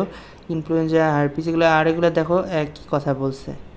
ইয়েলো ফিভার, ভ্যাকসিনিয়া ভাইরাস বসন্ত রোগ সৃষ্টি করে, এটা পড়ো। আর ফুট অ্যান্ড মাউথ রোগ, পলিওমা ভাইরাস, ইথোরিয়া টিউমার, হারপিস সিমপ্লেক্স, এই যে ক্যাম্পোসিস সার্কোমা একটু আগে পড়ে আসলাম। তারপরে পেপোলিমা ভাইরাস হচ্ছে অ্যানোজেনিটাল ক্যান্সার। আমি যেগুলো দাগাই দিয়েছি সেগুলো পড়লেই হয়ে যাবে, ঠিক আছে। দরকার হলে একটা স্ক্রিনশট নিয়ে রাখো, পরবর্তীতে তুমি হচ্ছে ওই স্ক্রিনশট দেখে দাগিয়ে ফেলবা, ঠিক আছে। আচ্ছা ঠিক আছে, আমি যেগুলো দাগাইছি সেগুলো কিন্তু পড়তে হবে মাস্ট, আমি কিন্তু কমাই দিছি, ঠিক আছে। আর এই যে ফ্ল্যাবি ভাইরাস, ডেঙ্গু একটা ফ্ল্যাবি ভাইরাস, এটা তো পড়ে আসছি তাই না। ফ্ল্যাবি ভাইরাস আরেকটা কী পড়ে আসলাম আমরা, কিন্তু জিকা ভাইরাসের একটা ফ্ল্যাবি ভাইরাস পড়ে আসছি, তো সেটা কিন্তু ভুলে গেলে চলবে না। আচ্ছা ঠিক আছে, এইখান থেকে তারপর নেক্সট স্লাইডে আসো। ভাইরাস রোগজনিত সমূহ, এটা কি বলছে এখানে হচ্ছে ভাইরাসজনিত রোগসমূহ বলছে, কিন্তু এখান থেকেও আর কি বেশি কিছু পড়া যাবে না, নইলে আবার তোমরা গোলায় ফেলে দিবে। এই যে এখানে আসো যে হ্যাপাটাইটিস বি ভাইরাস একটি ডিএনএ ভাইরাস, এই যে দেখো আমি এই যে হ্যাপাটাইটিস বি ভাইরাসের একটি ডিএনএ ভাইরাস আমি কিন্তু পড়াইছি, একদম হচ্ছে তোমার যে ভাইরাসের প্রকারের মধ্যে পড়াইছি, যা দেখো ডিএনএ ভাইরাসের মধ্যে আমি পড়াইছি অতিরিক্ত দুইটা পড়াইছি, ফুলকপির একটা মোজাইক ভাইরাস, আর এটা হচ্ছে তোমার হ্যাপাটাইটিস বি ভাইরাস, যেটা ডিএনএ ভাইরাসের মধ্যে পড়াইছি, ঠিক আছে। সো এটা ইম্পর্টেন্ট। আর এখানে দেখো hepatitis A virus, C virus, D virus, C virus, সবই হচ্ছে তোমার আরএনএ ভাইরাস, ঠিক আছে। খালি একটাই ডিএনএ ভাইরাস আছে, সেটা হচ্ছে হ্যাপাটাইটিস বি ভাইরাস। এবার আসো ভাইরাল হ্যাপাটাইটিস, সাধারণত লিভার প্রদাহকে তোমার হ্যাপাটাইটিস বলা হয়, ঠিক আছে। লিভার থেকে পরে হচ্ছে তোমার হ্যাপাটাইটিস হচ্ছে তোমার আর কি সৃষ্টি হয় আর কি, লিভার সিরোসিস হলে বা লিভারের কোনো ডিজিজ হলেই আর কি বেশি হ্যাপাটাইটিস রোগটা দেখা যায় আর কি। আর হ্যাপাটাইটিস সিকে যে তুষের আগুন বলা হয়, এটা খুব ইম্পর্টেন্ট। তারপরে আসো অধিকাংশ হ্যাপাটাইটিস বি ভাইরাসের আক্রমণে হয়ে থাকে, সেজন্য আর কি হ্যাপাটাইটিস বি ভাইরাসের টিকাই দেওয়া হয় আমাদের। হ্যাপাটাইটিস সি অবশ্য হ্যাপাটাইটিস বি অপেক্ষা অধিক মারাত্মক। আচ্ছা, এটার ডিএনএ কি দ্বিসূত্রক এবং বৃত্তাকার, ওই ইয়ের মতো আর কি, কী বলে আমরা টিটু ভাইরাস পড়ে আসলাম না, ওইটার মতো আর কি, বৃত্তাকার রিং আকৃতির। আর ভাইরাসের প্রোটিন আবরণের উপর একটি আবরণ থাকে, আছে দরকার নাই ওটা, কীভাবে ছড়াতে পারে এটা আমরা সবাই জানি।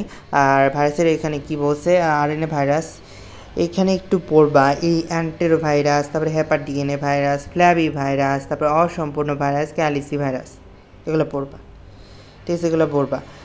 এই যে এ বলছে না, এই যে অ্যান্টেরো লিখতেও কিন্তু অ্যান্টেরো এই লাগে, সো এ যেটা সেটা হচ্ছে অ্যান্টেরো ভাইরাস, ঠিক আছে, ওকে। আর হ্যাপাটাইটিস বি হ্যাপার ডিএনএ কেন হলো, কারণ এটা ডিএনএ আছে, নিউক্লিক অ্যাসিড হচ্ছে ডিএনএ।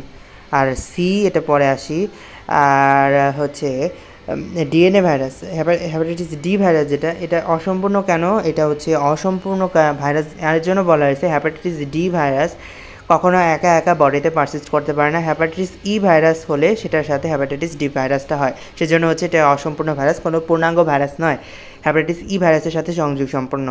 আর এই হ্যাপাটাইটিস ই ভাইরাসকে ক্যালিসি ভাইরাস বলা হয়। আর হ্যাপাটাইটিস সি ভাইরাস আরেকটা ফ্ল্যাবি ভাইরাস আমরা পেয়ে গেলাম, তাহলে কয়টা ফ্ল্যাবি ভাইরাস আমরা পেলাম, জিকা পেলাম, তারপরে এইডস পেলাম, ঠিক আছে, এইচআইভি ভাইরাস পেলাম, আর হ্যাপাটাইটিস সি ভাইরাস পেলাম, ফ্ল্যাবি ভাইরাস। তো এই কথাটা, এই তিনটা ফ্ল্যাবি ভাইরাসটা মনে রাখবা, পরে কিন্তু আরেক তিনটা দিয়ে নিচে কোনটি ফ্ল্যাবি ভাইরাস নয়, এই তিনটা দিয়ে তোমাদের কিন্তু প্রশ্ন করে দিতে পারে, ঠিক আছে। সো এটা ইম্পর্টেন্ট। আর তারপরে আসো হ্যাপাটাইটিস বি নির্ণয়ের জন্য রক্তের এইচবি সারফেস অ্যান্টিজেন পরীক্ষা করতে হয়, এটা খুবই ইম্পর্টেন্ট। আমি যেগুলো দাগাই দিচ্ছি সেগুলো পড়লেই হয়ে যাবে ইনশাআল্লাহ, ইনশাআল্লাহ। আল্লাহর কাছে দোয়া করো আমি যেগুলো দাগাই দিচ্ছি সেগুলোর মধ্যেই যেন কমন পড়ে যায় ইনশাআল্লাহ, আমার মনে হয় পড়ে যাবে। আচ্ছা, অ্যামোক্সিলিন, মেট্রোনিডিজল, ভিটামিন সি প্রভৃতি ওষুধ খাওয়াতে হবে, এগুলো আমার মনে হয় না যে ইম্পর্টেন্ট, কিন্তু অ্যামোক্সিলিন আর মেট্রোনিডিজল আর ভিটামিন সি এটা পড়ে রাখো আর কি। আর প্রতিরোধ হচ্ছে তোমার একমাত্র উপায় হলো তোমার পেন্টাভ্যালেন্ট ভ্যাকসিন গ্রহণ করা হয়েছে। হ্যাপাটাইটিস বি এর জন্য যে ভ্যাকসিনের ডোজ হচ্ছে 4টি, ভ্যাকসিনের ডোজ 4টিটা পড়লেই হবে। কয় মাস পরে দেয় এটা আমরা সবাই জানি, কারণ আমরা দিছি, যারা দেওয়া নাই তারা অবশ্যই দিয়ে রাখো, কারণ হ্যাপাটাইটিস বি একবার হলে কিন্তু সেটা আর সারানো যায় না, তখন কিন্তু ভ্যাকসিন দিলে আবার মরে যাবা। আচ্ছা, তারপরে আসো এখানে কি বলছে, হ্যাপাটাইটিস এ আর ই ভাইরাস হচ্ছে পানিবাহিত, বাকিরা রক্তের মাধ্যমে ছড়ায়, এগুলো খুবই ইম্পর্টেন্ট। তার মানে হচ্ছে তোমার কি দেওয়া আছে, এ দেওয়া আছে, A B C D E, ঠিক আছে। এর মধ্যে এ আর ইটা হচ্ছে তোমার পানিবাহিত, এই তার মানে এটা কিন্তু আরেকটা তিন তিন তিন নাম্বারের হচ্ছে তোমার কি বলে ওটাকে, মেডিকেলের কোশ্চেন হয়ে গেল যে নিচের কোনটি পানিবাহিত নয়, বিসি দিবে, বিসিডি দিবে, আর যে কোনো এ আর ই এর একটা যে কোনো একটা দেওয়া দেবে, ওইটাই আনসার হবে, ঠিক আছে। যে নিচের কোনটি তোমার পানিবাহিত বলবে, বিসিডি দিবে, আর এ আর ই এর একটা দিবে, সেটাই হচ্ছে তোমার পানিবাহিত, বাকিরা রক্তের মাধ্যমে ছড়ায়। বা এইভাবেও দিতে পারে যে কোনটি রক্তবাহিত নয়, বিসিডি দিবে আর এ আর ই এর যে কোনো একটা দিবে, এভাবে প্রশ্ন করবে। আমি কিন্তু প্রশ্ন বলে দিই, তোমরা কি শুনো কি না আমি জানি না, ঠিক আছে। প্রশ্ন কিন্তু শুনলে আমাকে বলবা, আর প্রশ্ন শুনে তোমাদের সুবিধা হচ্ছে কি না কি বা অসুবিধা হচ্ছে কি না সেটাও বলবা, দুইটাই বলবা। সুবিধা হচ্ছে কি না প্রশ্ন আমি যে বলে দেই, আমি নেক্সট ডেতে এই প্রশ্নগুলো কন্টিনিউ করবো কি না, যে প্রশ্ন কীরকমভাবে হয় সেটাও বলবা। আর যদি তোমাদের ভালো না লাগে সেটাও বলবা, আমি তাহলে কন্টিনিউ আর করবো না, আমি খালি রিডিং জাস্ট পড়ায় যাব। আচ্ছা, এখানে আসো, ডেঙ্গু বা ডেঙ্গি জ্বর, যেটা কি বলছে, ডেঙ্গু হচ্ছে প্রকৃত উচ্চারণ ডেঙ্গি, আচ্ছা যাই হোক, এটা ভারতঘটিত জ্বর, এটা কিন্তু আমরা সবাই জানি। তারপরে অ্যাডিস, ইজিপ্টিয়াম অ্যাডিস অ্যালবোপিকটাস নামক মশক আর পশুক হলো মানুষ, প্রতি বছর সারা বিশ্বে 10 কোটি, আচ্ছা এটা দরকার নাই এগুলা। রোগের লক্ষণ এখানে আসো, রোগের লক্ষণে হচ্ছে তোমার স্ত্রী ডেঙ্গু মশা কামড়ানো 2 থেকে 7 দিন পর জ্বর দেখা যায়, এটা খুব ইম্পর্টেন্ট। জ্বর কত থাকে, 103 থেকে 105 ডিগ্রি ফারেনহাইট হয়ে থাকে, খুবই ইম্পর্টেন্ট। আর সম্ভবত নতুন প্রকার, আচ্ছা ঠিক আছে। মেরুদণ্ডের ব্যথা সহ কোমরে ব্যথা এই রোগের বিশেষ লক্ষণ, তাই একে হাড়ভাঙ্গা জ্বর বলা হয়। কেন একে হাড়ভাঙ্গা জ্বর কেন বলা হয় সেটা হচ্ছে তোমার সৃজনশীলের জন্য ইম্পর্টেন্ট, কিন্তু একে যে হাড়ভাঙ্গা জ্বর বলা হয়, কোন রোগকে হাড়ভাঙ্গা জ্বর বলা হয় বা কোন রোগের অপর নাম হাড়ভাঙ্গা জ্বর, কি ডেঙ্গি জ্বর, এভাবে প্রশ্নটা আসবে, ঠিক আছে। আর তোমার এই যে র্যাশ বা ফুসকুড়ি দেখা যেতে পারে, এটাও খুব ইম্পর্টেন্ট। মারাত্মক পর্যায়ে পৌঁছালে যে প্ল্যাটিলেট কমে যায়, আর তোমরা শুনছো নিশ্চয়ই রক্তক্ষরণ হয়, তখন হ্যামোরেজিক ডেঙ্গু জ্বর। সাধারণত ডেঙ্গু জ্বরের জটিলতা থেকে হ্যামোরেজিক ডেঙ্গু জ্বর দেখা যায়, এতে কয়েকদিন পর রোগীর নাক মুখ এগুলো থেকে রক্তক্ষরণ দেখা যায়। ওই যে প্ল্যাটিলেট ভীষণ হ্রাস পায়, রক্ত জমাট বাঁধতে পারে না, সঠিক চিকিৎসা না হলে মৃত্যু ঘটতে পারে। আচ্ছা, ডেঙ্গু শক সিনড্রোমের ক্ষেত্রে কী ঘটে, হোমো কনসেন্ট্রেশন ঘটে, এটা খুবই ইম্পর্টেন্ট। 3 ধরনের ডেঙ্গু জ্বরের মধ্যে হেমোরেজিক ডেঙ্গু জ্বর আর ডেঙ্গু শক সিনড্রোম, এটা খুবই মারাত্মক। আচ্ছা, আর তোমার যে সেরোলজি টেস্ট কী করবে, এনএসআই অ্যান্টিজেন টেস্ট, আর আইজিজি আর আইজিএম অ্যান্টিবডি উপস্থিত থাকতে পারে বলছে, কমে যাবে না কিন্তু। আবার সব কিছু তো তোমরা ভাবো যে কমে যায়, কিন্তু এখানে উপস্থিত থাকলে হচ্ছে তোমার ডেঙ্গু হয়েছে, আর উপস্থিত নাই তার মানে ডেঙ্গু হয় নাই। প্লাটিলেট কত নিচে নেমে আসে, 1.5 লাখের নিচে নেমে আসে, ঠিক আছে। 4 লাখের উপরে থাকার কথা ছিল কিন্তু। আর তোমার রক্তকণিকা কালচার করেও ভাইরাস শনাক্ত করা যায়, আচ্ছা ঠিক আছে, ওটা থাক। ওটা ব্যথা কমানোর জন্য প্যারাসিটামল জাতীয় ওষুধ দিতে হবে। আর একটা যে অ্যাসপিরিন জাতীয় ওষুধ যে দেওয়া যাবে না, এটা কিন্তু খুবই ইম্পর্টেন্ট। অ্যাসপিরিন জাতীয় ওষুধ দেওয়া যাবে না, যে মারাত্মক পরিণতি দেখা যেতে পারে। আর প্যারাসিটামল ওষুধ দিতে হবে, আর অ্যাসপিরিন দেওয়া যাবে না, ঠিক আছে, দুটো কিন্তু ভিন্ন। আচ্ছা, এখান থেকে এটুকু পড়লেই হবে, অত বেশি ইম্পর্টেন্ট না, কিন্তু যেগুলো দেখাচ্ছি সেগুলো পড়লেই হয়ে যাবে, শেষ। কয়টা দেখাচ্ছি, এই যে দেখো 1 লাইন দেখাচ্ছি, এখান থেকে 1 2, তারপর এখানে 3 4, এখান থেকে কিছু 5 6 7 8, 8টা 10টা, সর্বোচ্চ 10টা লাইনই হবে এখানে। তো 10টা লাইন, এখানে কিন্তু 10টা লাইন না, এখানে প্রায় হচ্ছে তোমার 30টা লাইন আছে। 30টা লাইনের মধ্যে আমি তোমার 10টা লাইন দেখাই দিছি। সো এটা কিন্তু একটা অ্যাডভান্টেজ, তো অ্যাডভান্টেজটা নেওয়ার চেষ্টা করো। সো ভিডিওগুলো অবশ্যই শেয়ার করবা, ঠিক আছে, যত শেয়ার করবা তত ভালো। নিজে পড়া নিজে পাস করার কথা চিন্তা করলে কিন্তু মেডিকেলে চান্স হবে না। আচ্ছা যাই হোক, এখানে আসো যে এডিস মশা কতদিন বাঁচে, গড়ে 21 দিন বাঁচে। আর পেঁপের রিং স্পট বা মোজাইক রোগ পৃথিবীর অনেক দেশে একটি উল্লেখযোগ্য অর্থকরী ফসল হিসেবে পেঁপের চাষও বর্তমানে বাংলাদেশে একটি অর্থকরী ফসল হিসেবে পেঁপের চাষ শুরু হয়েছে। যাই হোক, সে শুরু হলে আমার কী করার। আচ্ছা, এখান থেকে যেটা বেশি ইম্পর্ট্যান্ট সেটা হচ্ছে তোমার এই যে রোগের কারণে রোগের কারণে হচ্ছে তোমার এই যে পটি ভাইরাসের কথা বলছে। পটি করে দেয় না পোলাপানরা, ওই রকম আর কি পটি। এটা কতটা দণ্ডাকৃতির যে ভাইরাস, সেই জন্য এটা পড়তে হবে। কেন পড়তে হবে? কারণ এটা হচ্ছে টেক্সটের এমসিকিউতে, মানে অনুশীলনের এমসিকিউতে আসে। তাই সেজন্য পড়তে হবে। তারপরে আসো দুই ধরনের হয়, একটা হচ্ছে তোমার পি আর একটা হচ্ছে তোমার ডাব্লিউ।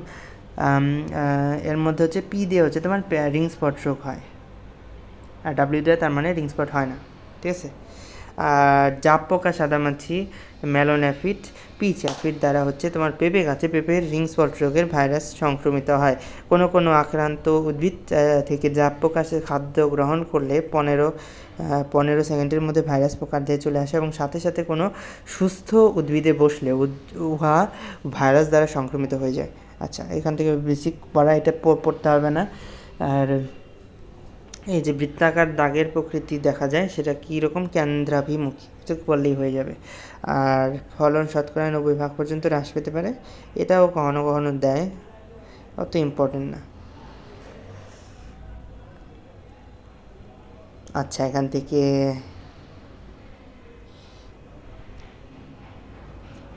আর কি ভাইরাস মানুষের ক্যান্সারের কথা কিছু বলছে আর কি, ভাইরাসের মানুষের ক্যান্সারের কথা। এখান থেকে খুবই ইম্পর্টেন্ট জিনিস আছে, যেমন এই যে 15% ক্যান্সার হয়ে থাকে ভাইরাস দিয়ে। লিভার ক্যান্সার, হ্যাপাটাইটিস বি আমরা পড়ে আসলাম, লিম্ফোমা, এপিস্টেন বার ভাইরাস, ঠিক আছে। ওই যে এপিস্টেন বার ভাইরাস হচ্ছে হার্পিস সিমপ্লেক্স, ক্যাপোসি সার্কোমা দিয়ে হচ্ছে তোমার হার্পিস সিমপ্লেক্স, এটাও পড়ে আসছি। অ্যানোজেনিটাল ক্যান্সার, এটাও পড়ে আসছি। আর তার মানে কি আগেরটা পড়লে কিন্তু এটা পড়া হয়ে যাচ্ছে। আগের যে একটা তোমার ছক ছিল ওটা কিন্তু আমি দাগাই দিছি, এটার মধ্যে সব ছিল। আর টি সেল লিউকোমিয়া এটা ছিল না, যে এটা হিউম্যান টি সেল লিউকোমিয়া, যেটা সেটা হচ্ছে তোমার হিউম্যান টি সেল লিউকোমিয়া ভাইরাস দিয়ে হয়, এটা মনে থাকবে। 2 নাম্বারটা ছিল কিনা আমার মনে আসতেছে না, এপিস্টেন বার ভাইরাস পড়ে রাখবা। এখান থেকে সব পুলাই কিন্তু পড়তে হবে, কোনোটা বাদ দেওয়া যাবে না। আর ব্যাকটেরিয়া, এটা কি বলছে, ব্যাকটেরিয়াম গ্রিক শব্দ ব্যাকটেরিয়ন থেকে আসছে, যার মানে হচ্ছে লিটল রড। ওলন্দাজ বিজ্ঞানী অ্যান্টনি ভন লিউয়েনহুক তারপরে হচ্ছে ব্যাকটেরিয়ার উপস্থিতি পর্যবেক্ষণ করে, এর নাম দিছে হচ্ছে এটা না। আর হচ্ছে তোমার এই অ্যান্টনি ভন লিউয়েনহুককে কি বলা হয়, ব্যাকটেরিওলজি ও প্রোটোজুওলজির জনক। একসাথে কিন্তু দেওয়া নাই, এরকম আমার তীর চিহ্ন দিয়ে রেখে দাও, আমি কিন্তু বই কিন্তু তীর চিহ্ন দিয়ে রাখতাম, একটার সাথে আরেকটা যদি লিঙ্ক আপ থাকতো এরকম। আর এই যে ফরাসি বিজ্ঞানী লুই পাস্তুর ব্যাকটেরিয়ার উপর ব্যাপক গবেষণা করছে, তাকে হচ্ছে ব্যাকটেরিওলজির জনক বলা হয়। লুই পাস্তুরকে ব্যাকটেরিওলজির জনক বলা হয়, মানে আধুনিক ব্যাকটেরিওলজির জনক বলা হয়, ঠিক আছে। এই যে বলা আছে এখানে আধুনিক ব্যাকটেরিওলজির জনককে, আধুনিক ব্যাকটেরিওলজির জনক হচ্ছে লুই পাস্তুর,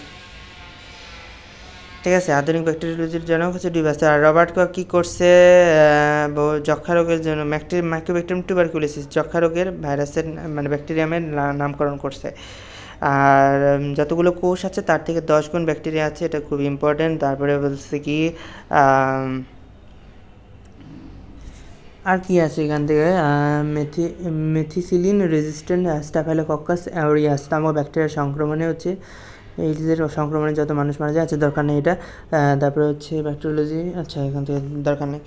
আর এখান থেকে আসো, এখান থেকে কী বলছে, এখান থেকে কিছু পড়তে হবে না, এখান থেকে খালি এটুকু পড়ো। আর কি ব্যাকটেরিয়া সবচেয়ে প্রতিকূল পরিবেশে বাস করে, কোন ব্যাকটেরিয়া সবচেয়ে প্রতিকূল পরিবেশে বাস করে, আর কি ব্যাকটেরিয়া সবচেয়ে প্রতিকূল পরিবেশে বাস করে। আর 300 প্রজাতির সায়ানোব্যাকটেরিয়া রয়েছে, 660 প্রজাতির আছে, এগুলো রিডিং দিলেই হয়ে যাবে। আচ্ছা, নেক্সট স্লাইডে আসো।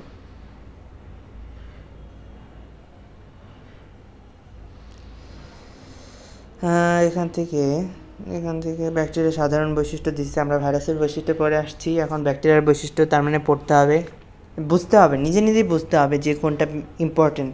আমি বললেই হইলো, নিজেও বুঝতে হবে কিছু জিনিস। ব্যাকটেরিয়ার সাধারণ বৈশিষ্ট্যতে কী বলছে, যে এককোষী জীব, ওটা কিন্তু ভাইরাস কিন্তু কোষই হয়েছিল না, কিন্তু ব্যাকটেরিয়া কিন্তু এককোষী জীব বলতেছে, আদিক্রান্তিক বা ইউক্যারিওটিক নয় কিন্তু। আর ব্যাকটেরিয়া কোষপ্রাচীরের প্রধান উপাদান হচ্ছে পেপটিডোগ্লাইকেন, মিকোপ্রোটিন, আমরা জেনে আসছি, তাই না। তারপরে ডিকোএক্সিস 4 নাম্বারটা ইম্পর্টেন্ট আছে। তারপরে আসো দ্বিবিভাজন প্রক্রিয়ায় বংশবৃদ্ধি ঘটে। তারপর নিউক্লিয়েট অঞ্চল বলা হয় কোনটাকে, আমরা কিন্তু যে নিউক্লিক অ্যাসিড যেটাকে থাকে সেটাকে নিউক্লিয়েট অঞ্চল বলে আসছিলাম, কার ক্ষেত্রে, ভাইরাসের ক্ষেত্রে। আর এখানে নিউক্লিয়েট অঞ্চল কাকে বলে, সেটা কিন্তু ডিএনএ সমৃদ্ধ অঞ্চল, ঠিক আছে। এদের কতক পরজীবী এবং রোগ উৎপাদনকারী, অধিকাংশ মৃতজীবী, কিছু স্বনির্ভর অটোফাইটিক। আর এরা সাধারণত বেসিক রং ধারণ করতে পারে, গ্রাম পজিটিভ গ্রাম নেগেটিভ। আর ভাস ভাইরাসের প্রতি এরা খুবই সংবেদনশীল, কারণ কি ভাস ভাইরাসই তো এদেরকে মেরে ফেলে, তাই না? ব্যাকটেরিয়া, ভাস ভাইরাস ব্যাকটেরিয়া ধ্বংস করে। আর এই যে কত তাপমাত্রায় বেঁচে থাকতে পারে, এটা খুবই ইম্পর্টেন্ট। -617 থেকে 80 ডিগ্রি সেন্টিগ্রেড, ফারেনহাইট কিন্তু বলে নাই, ঠিক আছে। আর 11 নম্বরে খুব ইম্পর্টেন্ট। তারপরে হচ্ছে এই যে 14 নম্বরটা খুবই ইম্পর্টেন্ট। কীভাবে ইম্পর্টেন্ট? এই যে এখানে কিছু বায়বীয় ব্যাকটেরিয়া বলছে, কিছু সুবিধাবাদী অবায়বীয় বলছে, আবার বায়বীয় বলছে। বাধ্যতামূলক অবায়বীয় বলছে, সুবিধাবাদী অবায়বীয়, আর বাধ্যতামূলক বায়বীয় বলছে। তো সুবিধাবাদী অবায়বীয়র উদাহরণটা দেয় নাই, এখান থেকে একটু লিখে রাখো। ইস্টেরিচিয়া কোলাই, এটা হচ্ছে সুবিধাবাদী অবায়বীয়, ঠিক আছে, সুবিধাবাদী অবায়বীয়। আর হচ্ছে তোমার বাধ্যতামূলক অবায়বীয় কি? ক্লোস্ট্রিডিয়াম। আর বাধ্যতামূলক বায়বীয় কি হচ্ছে? অ্যাজোটোব্যাক্টার বাইজেরিঙ্কি, ঠিক আছে। এটা কীভাবে মনে রাখা যায়? বায়বীয় বলছে না, দেখো তো, বায়বীয় বায়বীয় মানে কি? বায়বীয় যদি আমরা ইংলিশে লিখতে চাই তাহলে বি দিয়ে লিখতে হবে না।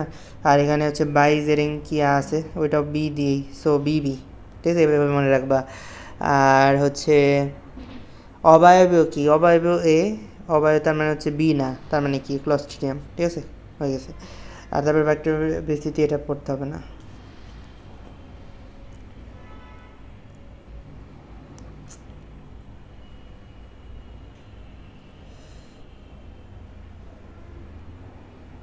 আচ্ছা, এখান থেকে আচ্ছা, এটা কীভাবে পড়বা? এটা হচ্ছে তোমরা প্রতিদিন একটু রিডিং দেওয়ার চেষ্টা করবে। এখান থেকে অনেক কিছুই আছে, কিন্তু আমি এত কিছু বলতে পারতেছি না, কারণ অনেক কিছু দাগায় দেওয়া হয়ে গেছে। কিন্তু এটা বেশি ইম্পর্টেন্ট না আর কি, মেডিকেলের জন্য ইম্পর্টেন্ট না, কিন্তু দেখবা কোচিংগুলোতে এগুলো থেকে দিয়ে থাকে। কিন্তু আমার কিন্তু পছন্দের কোশ্চেন এখান থেকে না, আরও অনেক সুন্দর সুন্দর কোশ্চেন আছে এখান থেকে দেওয়া হচ্ছে। তোমার মনে করায় আমরা অনেক স্ট্যান্ডার্ড মানের কোশ্চেন করছি, আসলে ফালতু মানের একটা কোশ্চেন করে এখান থেকে দিয়ে। তো এখান থেকে পড়বা, কিন্তু মানে যে প্রকারগুলা, ডিপ্লোকক্কাস, স্ট্রেপ্টোকক্কাস, দেখো একই কথা। ডিপ্লোকক্কাস যেটা, সেখানেও নামেও ডিপ্লোকক্কাস আছে। টেট্রাকক্কাস যেখানে, নামেও টেট্রা আছে। স্ট্রেপ্টো যেখানে, সেটার নামেও স্ট্রেপ্টো আছে। তো পড়ার কিছু আছে, আমার কিছু পড়ানোর কিছু আছে, এগুলো দিয়ে শুধু মাথা নষ্ট করে তোমাদের মানে টেকনিক তো শেখাবেই না, শুধু আর কি প্রশ্ন স্ট্যান্ডার্ড করতে যায়, হার্ড করে ফেলা আর কি। ওইগুলো কোশ্চেন কখনো মেডিকেলেই আসবে না। আর এই যে তোমার ব্যাসিলাসে মনোব্যাসিলাস, ব্যাসিলাস আলবাস, ডিপ্লোব্যাসিলাস হচ্ছে, এগুলো সবই আর কি একটু পড়ার চেষ্টা করো, একটু রিডিং দেবে আর কি। রিডিং দেওয়ার কথা বলে দিলাম আর কি, মুখস্থ করার দরকার নাই। মনে থাকলেও যতটুকু থাকবে ততটুকুই লাভ, না থাকলে ক্ষতি নেই। আচ্ছা, এখানে হচ্ছে তোমার স্ট্রেপ্টোব্যাসিলাসের কথা কি বলছে এখানে? স্ট্রেপ্টোব্যাসিলাস মনিলিফর্মিস। তারপরে কক্কোব্যাসিলাসের কথা কি বলছে? Salmonella mycobacterium. প্যালিসেড হচ্ছে ল্যাম্প্রোপেডিয়া স্যাপিয়েন্টিলিস, এগুলোর কথা বলছে। কমা আকৃতির, এটা খুব ইম্পর্টেন্ট, এটা পড়তে হবে, কোনো কিছু না পড়লেও এটা পড়তে হবে। কমা আকৃতির ভিব্রিও হচ্ছে কলেরার জীবাণু হচ্ছে, সেজন্য। তারপরে হচ্ছে বহুরূপী হচ্ছে রাইজোবিয়াম স্যাপিয়েন্টিলিস। তারপরে হচ্ছে স্টিলেট হচ্ছে স্টেলা, এটাও মনে থাকবে। বর্গাকৃতির হচ্ছে তোমার, এটা পড়ার দরকার নেই। রঞ্জন ভিত্তিক তোমার শ্রেণীবিভাগ, এটা গ্রাম পজিটিভ গ্রাম নেগেটিভের কথা বলছে। বেসিক ক্লিয়ার করার জন্য এটা পড়বা। আর এই যে পেরিসিল জাতীয় অ্যান্টিবায়োটিক শুধুমাত্র গ্রাম পজিটিভ ব্যাকটেরিয়া হচ্ছে ধ্বংস করতে পারে, একটু পড়ে রাখবা। আর নেক্সট স্লাইডে আসো, এখান থেকে কী পড়বা?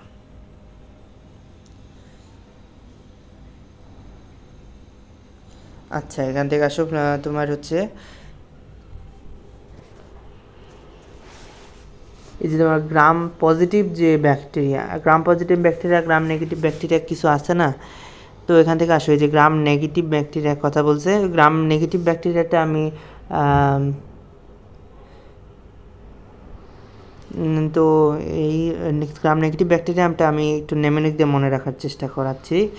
যেগুলো গ্রাম নেগেটিভ ব্যাকটেরিয়া ওটা মনে রাখবা, আর বাকিগুলো হচ্ছে তোমার কি গ্রাম পজিটিভ ব্যাকটেরিয়া, তো অপোজিট, তাই না? আর এই যে এখানে কি হার্বাল অ্যান্টিবায়োটিক কী বলছে এটা একটু পড়ো। আচ্ছা, এখানে দেখে ফ্লাজেলা ভিত্তিক শ্রেণীবিভাগটা একটু রিডিং পড়ো। আচ্ছা, এখানে লিখতেছি গ্রাম নেগেটিভ ব্যাকটেরিয়া। এখান থেকে আসো যে সালমান, তারপরে ভাবিরাই,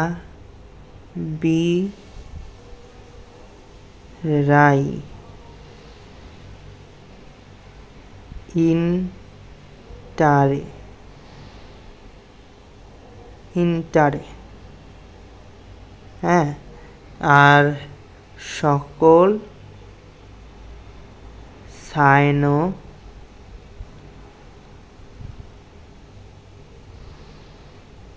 কই গেলা, ঠিক আছে। সালমান ভাবিরাই ইন্টারে সকল সাইনো কই গেলা, এটা কিন্তু আমার নেমোনিক্স তৈরি করা, ঠিক আছে। নিজের নেমোনিক এত ভালো হয় নাই, আমি নিজেও জানি, ঠিক আছে, কিন্তু কিছু করার নাই, ঠিক আছে। আমি যেটুকু পারি আমি তো সেটুকুই পড়াবো, তাই না? আচ্ছা, এখান থেকে আসো সালমান থেকে আসতেছে তোমার সালমোনেলা, আর ভাবিরাই থেকে আসতেছে তোমার ভিব্রিও, আর ইন্টারে ইস্টেরেচে কোলাই, আর সকল সাইনো যেহেতু লিখছে সকল সাইনো ব্যাকটেরিয়া সিগেলা, আর কই থেকে তোমার কই থেকে কিছু নাই, কই থেকে তো কিছু দেখতেছি না আমি। আর গেলা থেকে আসতেছে তোমার সিগেলা, আর ইন্টারের থেকে তো বুঝছো যে ইন্টারে কি, ইন্টারে হচ্ছে তোমার অ্যান্টেরো ব্যাকটেরিয়া, হ্যাঁ। আর ইন্টারের থেকে স্ট্রেচার করলে এটি একটু মনে রাখো, ঠিক আছে। অত বেশি আমি বানাইতে পারি নাই। আর রাই থেকে আসতেছে তোমার রাইজোবিয়াম, ঠিক আছে। তো কী বললাম, সালমান ভাবিরাই ইন্টারে সকল সাইনো কই গেলা, ঠিক আছে। তো এভাবেই মনে রাখতে হবে। আর কই থেকে তোমরা কোলাই মনে রাখতে পারো, বা থেকেও তোমরা কোলাই মনে রাখতে পারো, স্টেজে কোলাই মনে রাখতে পারো, সমস্যা নেই।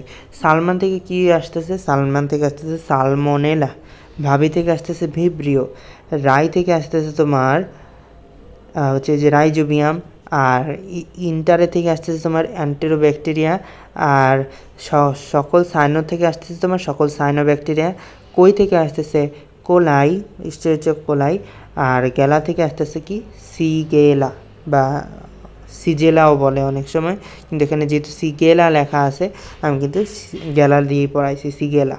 তো এইভাবে মনে রাখবা। আর প্লাজেলা ভিত্তিক শ্রেণীবিভাগটা এই যে সিলেবাসের অন্তর্ভুক্ত নয়, এটা দেখার পরেও কি কোনো প্রশ্নকর্তা এখান থেকে প্রশ্ন করবে কি না আমার মাথায় জানা নাই, কিন্তু অনেক কোচিং সেন্টারে দেখবে এখান থেকে প্রশ্ন করে দিছে। আচ্ছা, যাই হোক, তো তারা ওখান থেকে থাকুক, তারা ওখান থেকে দিতে থাকুক, তোমাদের মাথা নষ্ট করতে থাকুক। আচ্ছা, এখানে আসো, একটি আদর্শ ব্যাকটেরিয়ামের গঠনে কি বলছে, কোষ প্রাচীরের কথা বলছে এখানে। কোষ প্রাচীরের প্রধান উপাদান কী বলছে, মিউকোপ্রোটিন বা মিউকোপলিপেপটাইড জাতীয় মিউরিন বা পেপটাইডোগ্লাইকেন, ঠিক আছে। পেপটাইডোগ্লাইকেন একটি কার্বোহাইড্রেট পলিমার। পেপটাইডোগ্লাইকেন কি, পেপটাইডোগ্লাইকেন একটি হচ্ছে কার্বোহাইড্রেট পলিমার। পেপটাইডোগ্লাইকেনের সাথে কিছু পরিমাণ হচ্ছে মোরামিক অ্যাসিড বা টিকুইক অ্যাসিডও থাকে। আর গ্রাম পজিটিভ ব্যাকটেরিয়াতে পেপটাইডোগ্লাইকেন স্তরটি বেশ পুরু থাকে বা ক্রিস্টাল ভায়োলেট রং ধরে রাখতে পারে, মানে হচ্ছে গ্রাম পজিটিভ ব্যাকটেরিয়া, সেজন্যই তো ক্রিস্টাল ভায়োলেট রং ধরে রাখতে পারছে, তাই না? যদি না গ্রাম নেগেটিভ হতো তাহলে তো ধরে রাখতে পারতো না। আর হচ্ছে মাইক্রোপ্লাজমাতে জড়প্রাচীর নেই বলেই চলে, এরা হচ্ছে ক্ষুদ্রতম ব্যাকটেরিয়া। ক্ষুদ্রতম ব্যাকটেরিয়া কোনগুলো, ক্ষুদ্রতম ব্যাকটেরিয়া হচ্ছে মাইক্রোপ্লাজমা, লাইসোজাইম এনজাইম দ্বারা কোষপ্রাচীরগুলো, এটা মনেই থাকবে আর কি। আর হচ্ছে মাইক্রোপ্লাজমাতে জড় কোষপ্রাচীর যে নাহি, এটা পড়ে রাখবা। একটু সবগুলো তো দাগাই দিলাম আর কি, ওটা বলছি। আচ্ছা, ক্যাপসুলের ক্ষেত্রে আসো। ক্যাপসুলে কি বলছে, প্রতিকূল অবস্থায় ব্যাকটেরিয়াকে রক্ষা করা কার কাজ, ক্যাপসুলের কাজ। ক্যাপসুলের আরেকটা নাম কি, স্লাইম স্তর, এটা খুবই ইম্পর্টেন্ট। তো এভাবে প্রশ্ন আসতে পারে যে তোমার প্রতিকূল অবস্থায় ব্যাকটেরিয়াকে রক্ষা করা কার কাজ, দেখলা যে ক্যাপসুল নাই, ঠিক আছে। কোষ প্রাচীর আছে, আরও অনেক তোমার হচ্ছে ফ্লাজেলা আছে, পিলি আছে, এগুলো দেওয়া রাখছে, কিন্তু তোমার ক্যাপসুল নাই, কিন্তু স্লাইম স্তর দেওয়া আছে। তোমরা কিন্তু তোমাকে তখন হচ্ছে তোমরা ঘাবড়ে যাবা, কিন্তু ঘাবড়ে যাওয়ার তো কোনো কিছু কারণই নাই, স্লাইম স্তর যে বলা হয় ক্যাপসুলকে, এটা বলেই দেওয়া আছে। তো নেক্সট স্লাইডে আসো, ওখান থেকে ওটুকু বলেই হয়ে যাচ্ছে। আর আর এখান থেকে তোমার ফ্লাজেলা, পিলি, এগুলো কিছু ইম্পর্টেন্ট জিনিস আছে। তো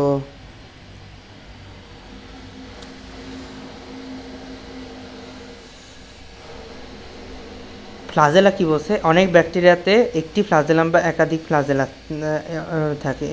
একটি ফ্লাজেলা মানে একটি ব্যাকটেরিয়াতে একটি ফ্লাজেলাম বা একাধিক ফ্লাজেলামও থাকতে পারে। আচ্ছা, থাকতেই পারে, সে তো অস্বীকার করতেছি না আমরা কেউ। এখান থেকে কী বলতে চাইছে আর কি ব্যাপারটা, তোমাদের হচ্ছে এই ফ্লাজেলিন নামক প্রোটিন দ্বারা ফ্লাজেলা গঠিত হয়। আচ্ছা, সেটাও বুঝতে পারলাম, এটাও পড়তে হবে। ফ্লাজেল হচ্ছে ফ্লাজেলিন নামক প্রোটিন দ্বারা ফ্লাজেলা গঠিত। প্রতিটি ফ্লাজেলামের 3টি অংশ থাকে, যত হচ্ছে সূত্রক, সংক্ষিপ্ত হুড, ব্যাসাল বডি। এটাও পড়তে হবে, লিখবে যে কোনটি ফ্লাজেলামের অংশ নয়, এরকম বলবে, ঠিক আছে।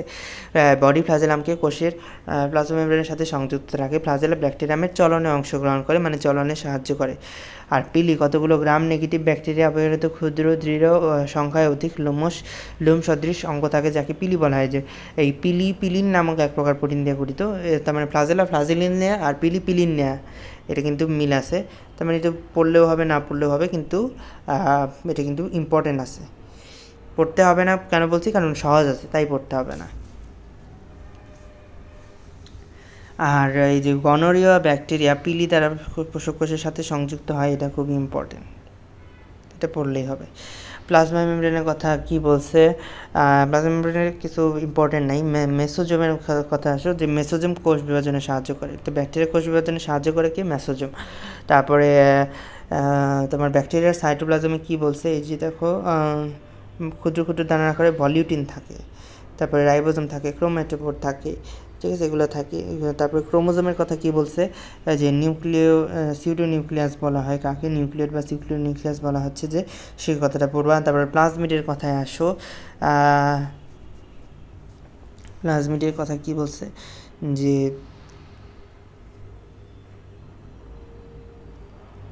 ট্রান্সজেনিক ব্যাকটেরিয়া বা জীব সৃষ্টিতে ভ্যাক্টর হিসেবে প্লাজমিড ব্যবহৃত হয়। এটা তো আমরা পড়বো, একদম লাস্ট চ্যাপ্টার যেটা, সেটাই বলবো। ফ্লাজেলা পিলির মধ্যে পার্থক্য, সৃজনশীলে আসে, রিডিং দিবা। নেক্সট স্লাইডে আসো। নেক্সট স্লাইডে আছে ব্যাকটেরিয়া বংশবৃদ্ধির কথা বলছে, জননের কথা বলছে। যাই হোক, এখান থেকে আর কি তোমার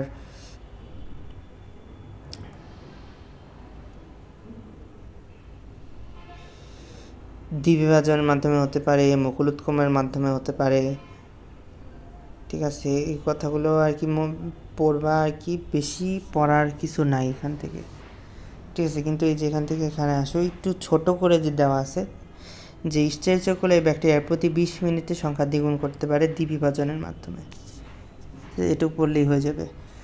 আর হচ্ছে এটি একটি অযৌন পদ্ধতি, দ্বিবিভাজন পদ্ধতি যেটা। আর এই কুড়ি সৃষ্টির মাধ্যমে অঙ্গজনন পদ্ধতি বলে। অঙ্গজননে কী সৃষ্টি হয়, কুড়ি সৃষ্টি হয়। আর দ্বিবিভাজন হচ্ছে তোমার অজনন পদ্ধতি আরেকটা। আর এখানে কি বলছে, কিছু প্রজাতির মুকুলোদ্গম ঘটে থাকে। আচ্ছা, এখান থেকে আর কিছু পড়তে হবে না।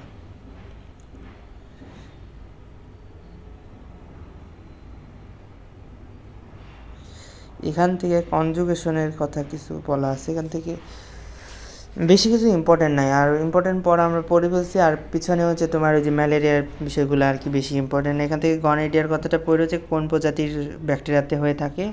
আর তোমার হচ্ছে তোমার এই যে অ্যান্ডোস্পোর বা অন্তরীণ উৎপাদন, এটি প্রকৃতপক্ষে জনন প্রক্রিয়া নয়, এটা খুবই ইম্পর্টেন্ট।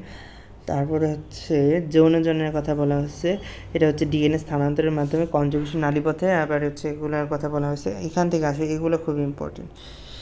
যে মানে হচ্ছে এই 2 নাম্বার 3 নাম্বার আর হচ্ছে তোমার 2 নাম্বার 3 নাম্বারে এই কথাগুলো পড়বা, আর কিছু পড়ার দরকার নেই।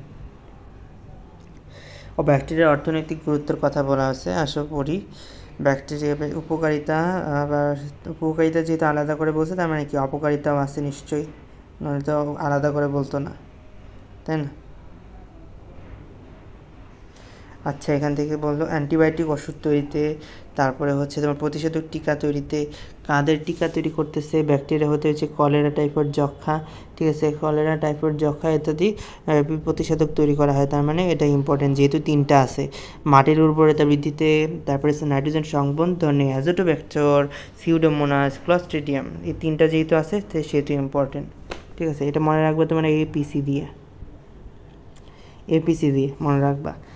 আর হচ্ছে তোমার রাইবোজিয়াম বাংলাদেশেন্স রাইজোবাইন অ্যান্ড লেন্টিন্স, এটা একটু রিডিং দিও, অত বেশি ইম্পর্টেন্ট না।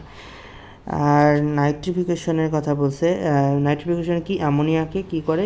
নাইট্রেটে পরিণত করাকে নাইট্রিফিকেশন করে। কে করতেছে? নাইট্রোজেনাস আর নাইট্রোকক্কাস, দুইটা কিন্তু আলাদা জিনিস। নাইট্রোজেন সংবর্ধন আর নাইট্রিফিকেশন দুইটা আলাদা জিনিস। রিডিং পড়বা তাহলেই বুঝে যাবা। নাইট্রিফাইং ব্যাকটেরিয়া বলা হয় কাদেরকে? ওই যে তোমার নাইট্রোজেনাস নাইট্রোকক্কাস। কি নাইট্রিফাইং প্রক্রিয়াটা কি? তোমার এই যে অ্যামোনিয়া থেকে নাইট্রাইট আর তারপরে নাইট্রেটে যে পরিণত করে, এটাই আর কি। তারপরে বন্ধুগণ এগুলো আর কি, এগুলো রিডিং দিলেই হয়ে যাবে। দুগ্ধজাত চা কফি শিল্পীতে হচ্ছে ব্যাসিলাস ম্যাগাটেরিয়াম। তারপরে দুগ্ধজাত শিল্পে স্ট্রেপ্টোকক্কাস ল্যাকটিস, ল্যাক্টোব্যাসিলাস। এটা ল্যাকটিক মানেই তো তোমার হচ্ছে তোমার দুধ জাতীয় জিনিস, তাই না? Lactic acid. যেটা পাট শিল্পে কাজ করে ক্লস্ট্রিডিয়াম, চামড়া শিল্পে কাজ করে ব্যাসিলাস। এগুলো পড়লেই হয়ে যাবে, শেষ। তারপরে যে টেস্টিং সল্ট প্রস্তুতি দিয়ে বলা আছে কিছু। তারপরে হচ্ছে রাসায়নিক পদার্থ প্রস্তুতকরণে। তারপরে ভিনেগারে কি যে অ্যাসিডোব্যাক্টর জাইলিনাম দিয়ে, ল্যাকটিক অ্যাসিড দিয়ে, অ্যাসিটোন দিয়ে, সব কথা বলা আছে। এসব রাসায়নিক দ্রব্য মানব জীবনে কি কাজ করে? সেলুলোজ হজমে, এগুলো ভিটামিন তৈরিতে, মানুষের অন্তরিষ্টের কোলাই, অন্যান্য vitamin B, vitamin K, vitamin B, folic acid, biotin প্রভৃতি পদার্থ প্রস্তুত এবং সরবরাহ করে থাকে। তার মানে এটা কিন্তু ইম্পর্টেন্ট আছে ভিটামিন তৈরিতে। তাই মানুষের অন্তরিষ্টের কোলাই অন্যান্য ব্যাকটেরিয়া কী তৈরি করতেছে, প্রস্তুত করতেছে? যে vitamin B, vitamin K, vitamin B two, folic অ্যাসিডের মানে কি সংকেত কি? ভিটামিন বি12 হচ্ছে তোমার ফলিক অ্যাসিড। আর বায়োটিনের সংকেত B7। তার মানে আসতেছে আসলে কি? ভিটামিন বি কমপ্লেক্স আর কে, যদি আমরা সংক্ষেপে বলি। স্টেরচা কোলাই তাহলে কোন ভিটামিন করতেছে? ভিটামিন বি আর vitamin K. Vitamin B complex আর ভিটামিন কে। ভিটামিন বি কমপ্লেক্সের মধ্যে আছে ভিটামিন বি, B2, তারপরে হচ্ছে B7 আর B12। ওকে। আর তারপরে আচ্ছা পরিবেশ উন্নয়নে কী বলছে? আর এই যে এটা তো আমরা জানি যে জিন প্রকৌশলে স্টেরচা ব্যাকটেরিয়াম ব্যবহার করা হয়, একদম লাস্ট চ্যাপ্টারে আমরা পড়বো, তাই না? তারপরে আবর্জনা পচনে কী বলছে? প্রকৃতির ঝাড়ুদার বলা হচ্ছে ব্যাকটেরিয়াকে। তারপরে হচ্ছে পয় নিষ্কাশনে এটা জুগলিয়া, পয় নিষ্কাশনে এটা পড়ে রাখবা। জুগলিয়া র্যামিগেরা পয় নিষ্কাশনে সাহায্য করে, জুগলিয়া র্যামিগেরা। আর তেল অপসারণে তেল অপসারণে কে সাহায্য করতেছে? তেল অপসারণে হচ্ছে তোমার সিউডোমোনাস আউরোজ, ঠিক আছে, আউরোগিনোসা বা নো কার্ডিয়াও সাহায্য করে।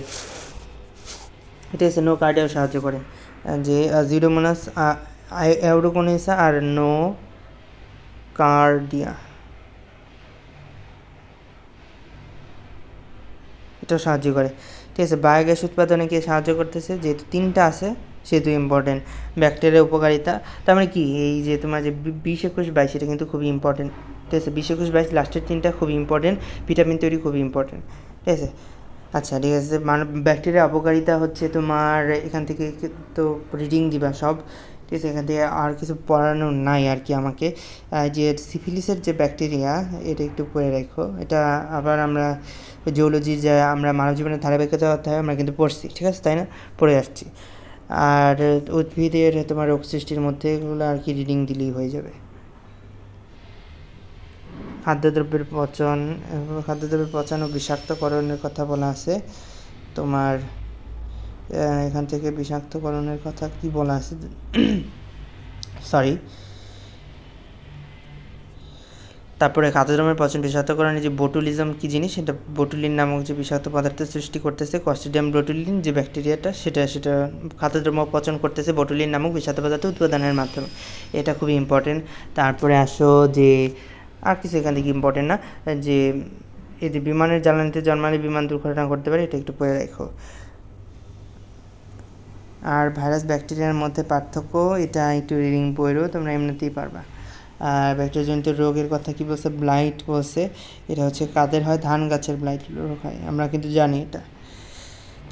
ধান গাছের ব্লাইট রোগের মধ্যে এখানেও বেশি কিছু পড়তে হবে না, কিন্তু আসুক পড়তে তো হবে অবশ্যই কিছু না কিছু।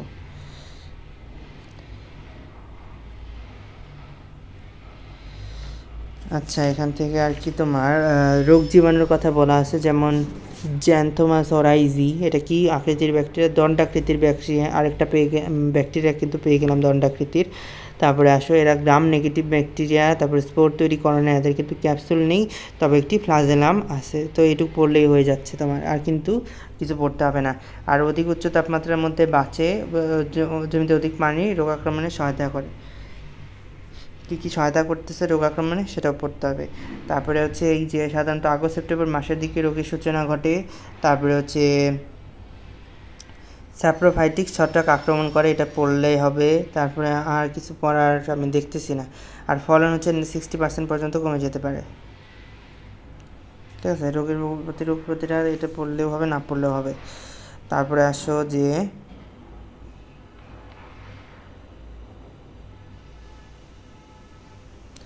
আচ্ছা, এখান থেকে কি বলছে, বীজ বপনের আগে যে সিরিজ কি বলছে এখানে, সিরিসান দ্রবণে ভিজিয়ে রাখলে বীজ বাহিত। আর হচ্ছে এই ফিনাইল সালফিউরিক অ্যাসিড ক্লোরামফেনিকল 10 থেকে এটা মেশিনে পানিতে খাতে ছিটালে এটা একটু রিডিং দিলেই হবে। আর এখান থেকে কলেরা রোগের জীবাণু কি বলছে, কলেরা হচ্ছে তোমার যে রবার্ট কক আবিষ্কার করছে। আর হচ্ছে তোমার এই কলেরা রোগের জীবাণু দেহে ক্ষুদ্রান্তের মিকাসের সাথে লেগে যায় আর কোলেরাজেন নামক টক্সিন উৎপন্ন করতেছে। আর কোলেরাজে ওই যে বটুলিজমের মতো টক্সিন উৎপন্ন করতেছে আর কি, ক্লস্ট্রিডিয়াম বটুলিনামের মতো। এই কলেরাজেন একটি অ্যান্টেরোটক্সিন, এটা হচ্ছে কলেরার মধ্যে অ্যাসিডিক কলেরা সবচেয়ে মারাত্মক, এটা তো সবাই জানোই, তাই না? মানে আমাদের দেশের রোগী আর কি, মারাত্মক আর কি। আর মাংসপেশির সংকোচন, মাসেল ক্র্যাম্পিং হচ্ছে তোমার প্রধান লক্ষণ। মাসেল ক্র্যাম্পিং কিন্তু অনেকের হয় আর কি। আর এই যে রক্তে হচ্ছে তোমার, দাঁড়াও কোথায় দেখলাম আমি, এই যে রক্তে প্রোটিনের মাত্রা বেড়ে যায়, একটু পড়বা, ঠিক আছে? আর কিছু এই যে খাবার স্যালাইন যে দেওয়া যেতে পারে আইভি শিরার মাধ্যমে, তোমার আইভি ফ্লুইড ইন্ট্রাভেনাস ইনজেকশনের মাধ্যমে দিতে হবে, একটু পড়লেই হয়ে যাবে। নেক্সট স্লাইডে আসো। এই যে ম্যালেরিয়া পরজীবী, এখান থেকে তোমার ম্যালেরিয়ার পরজীবী সাহিত্যিক অবস্থানটা একটু পড়ো। আর এই যে তোমার 60টি প্রজাতি আছে, 60টি প্রজাতির মধ্যে যে 4টি প্রজাতি মানুষের ভিন্ন ভিন্ন রোগ সৃষ্টি করে, একটু পড়লেই হয়ে যাবে। আসো এখান থেকে দাগাই দিই, এই স্লাইড থেকে দাগাই দিই।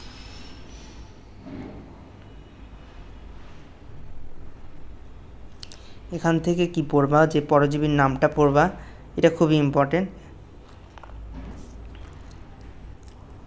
যে প্লাজমোডিয়াম, তোমার ফ্যালসিপেরাম, ওভালি ভাইরাস, এগুলো কোথায় হচ্ছে, গ্রীষ্মপ্রধান, এগুলো পড়তে হবে না, কিন্তু পরজীবীর নাম আর রোগের নামটা কিন্তু এটা অবশ্যই পড়তে হবে।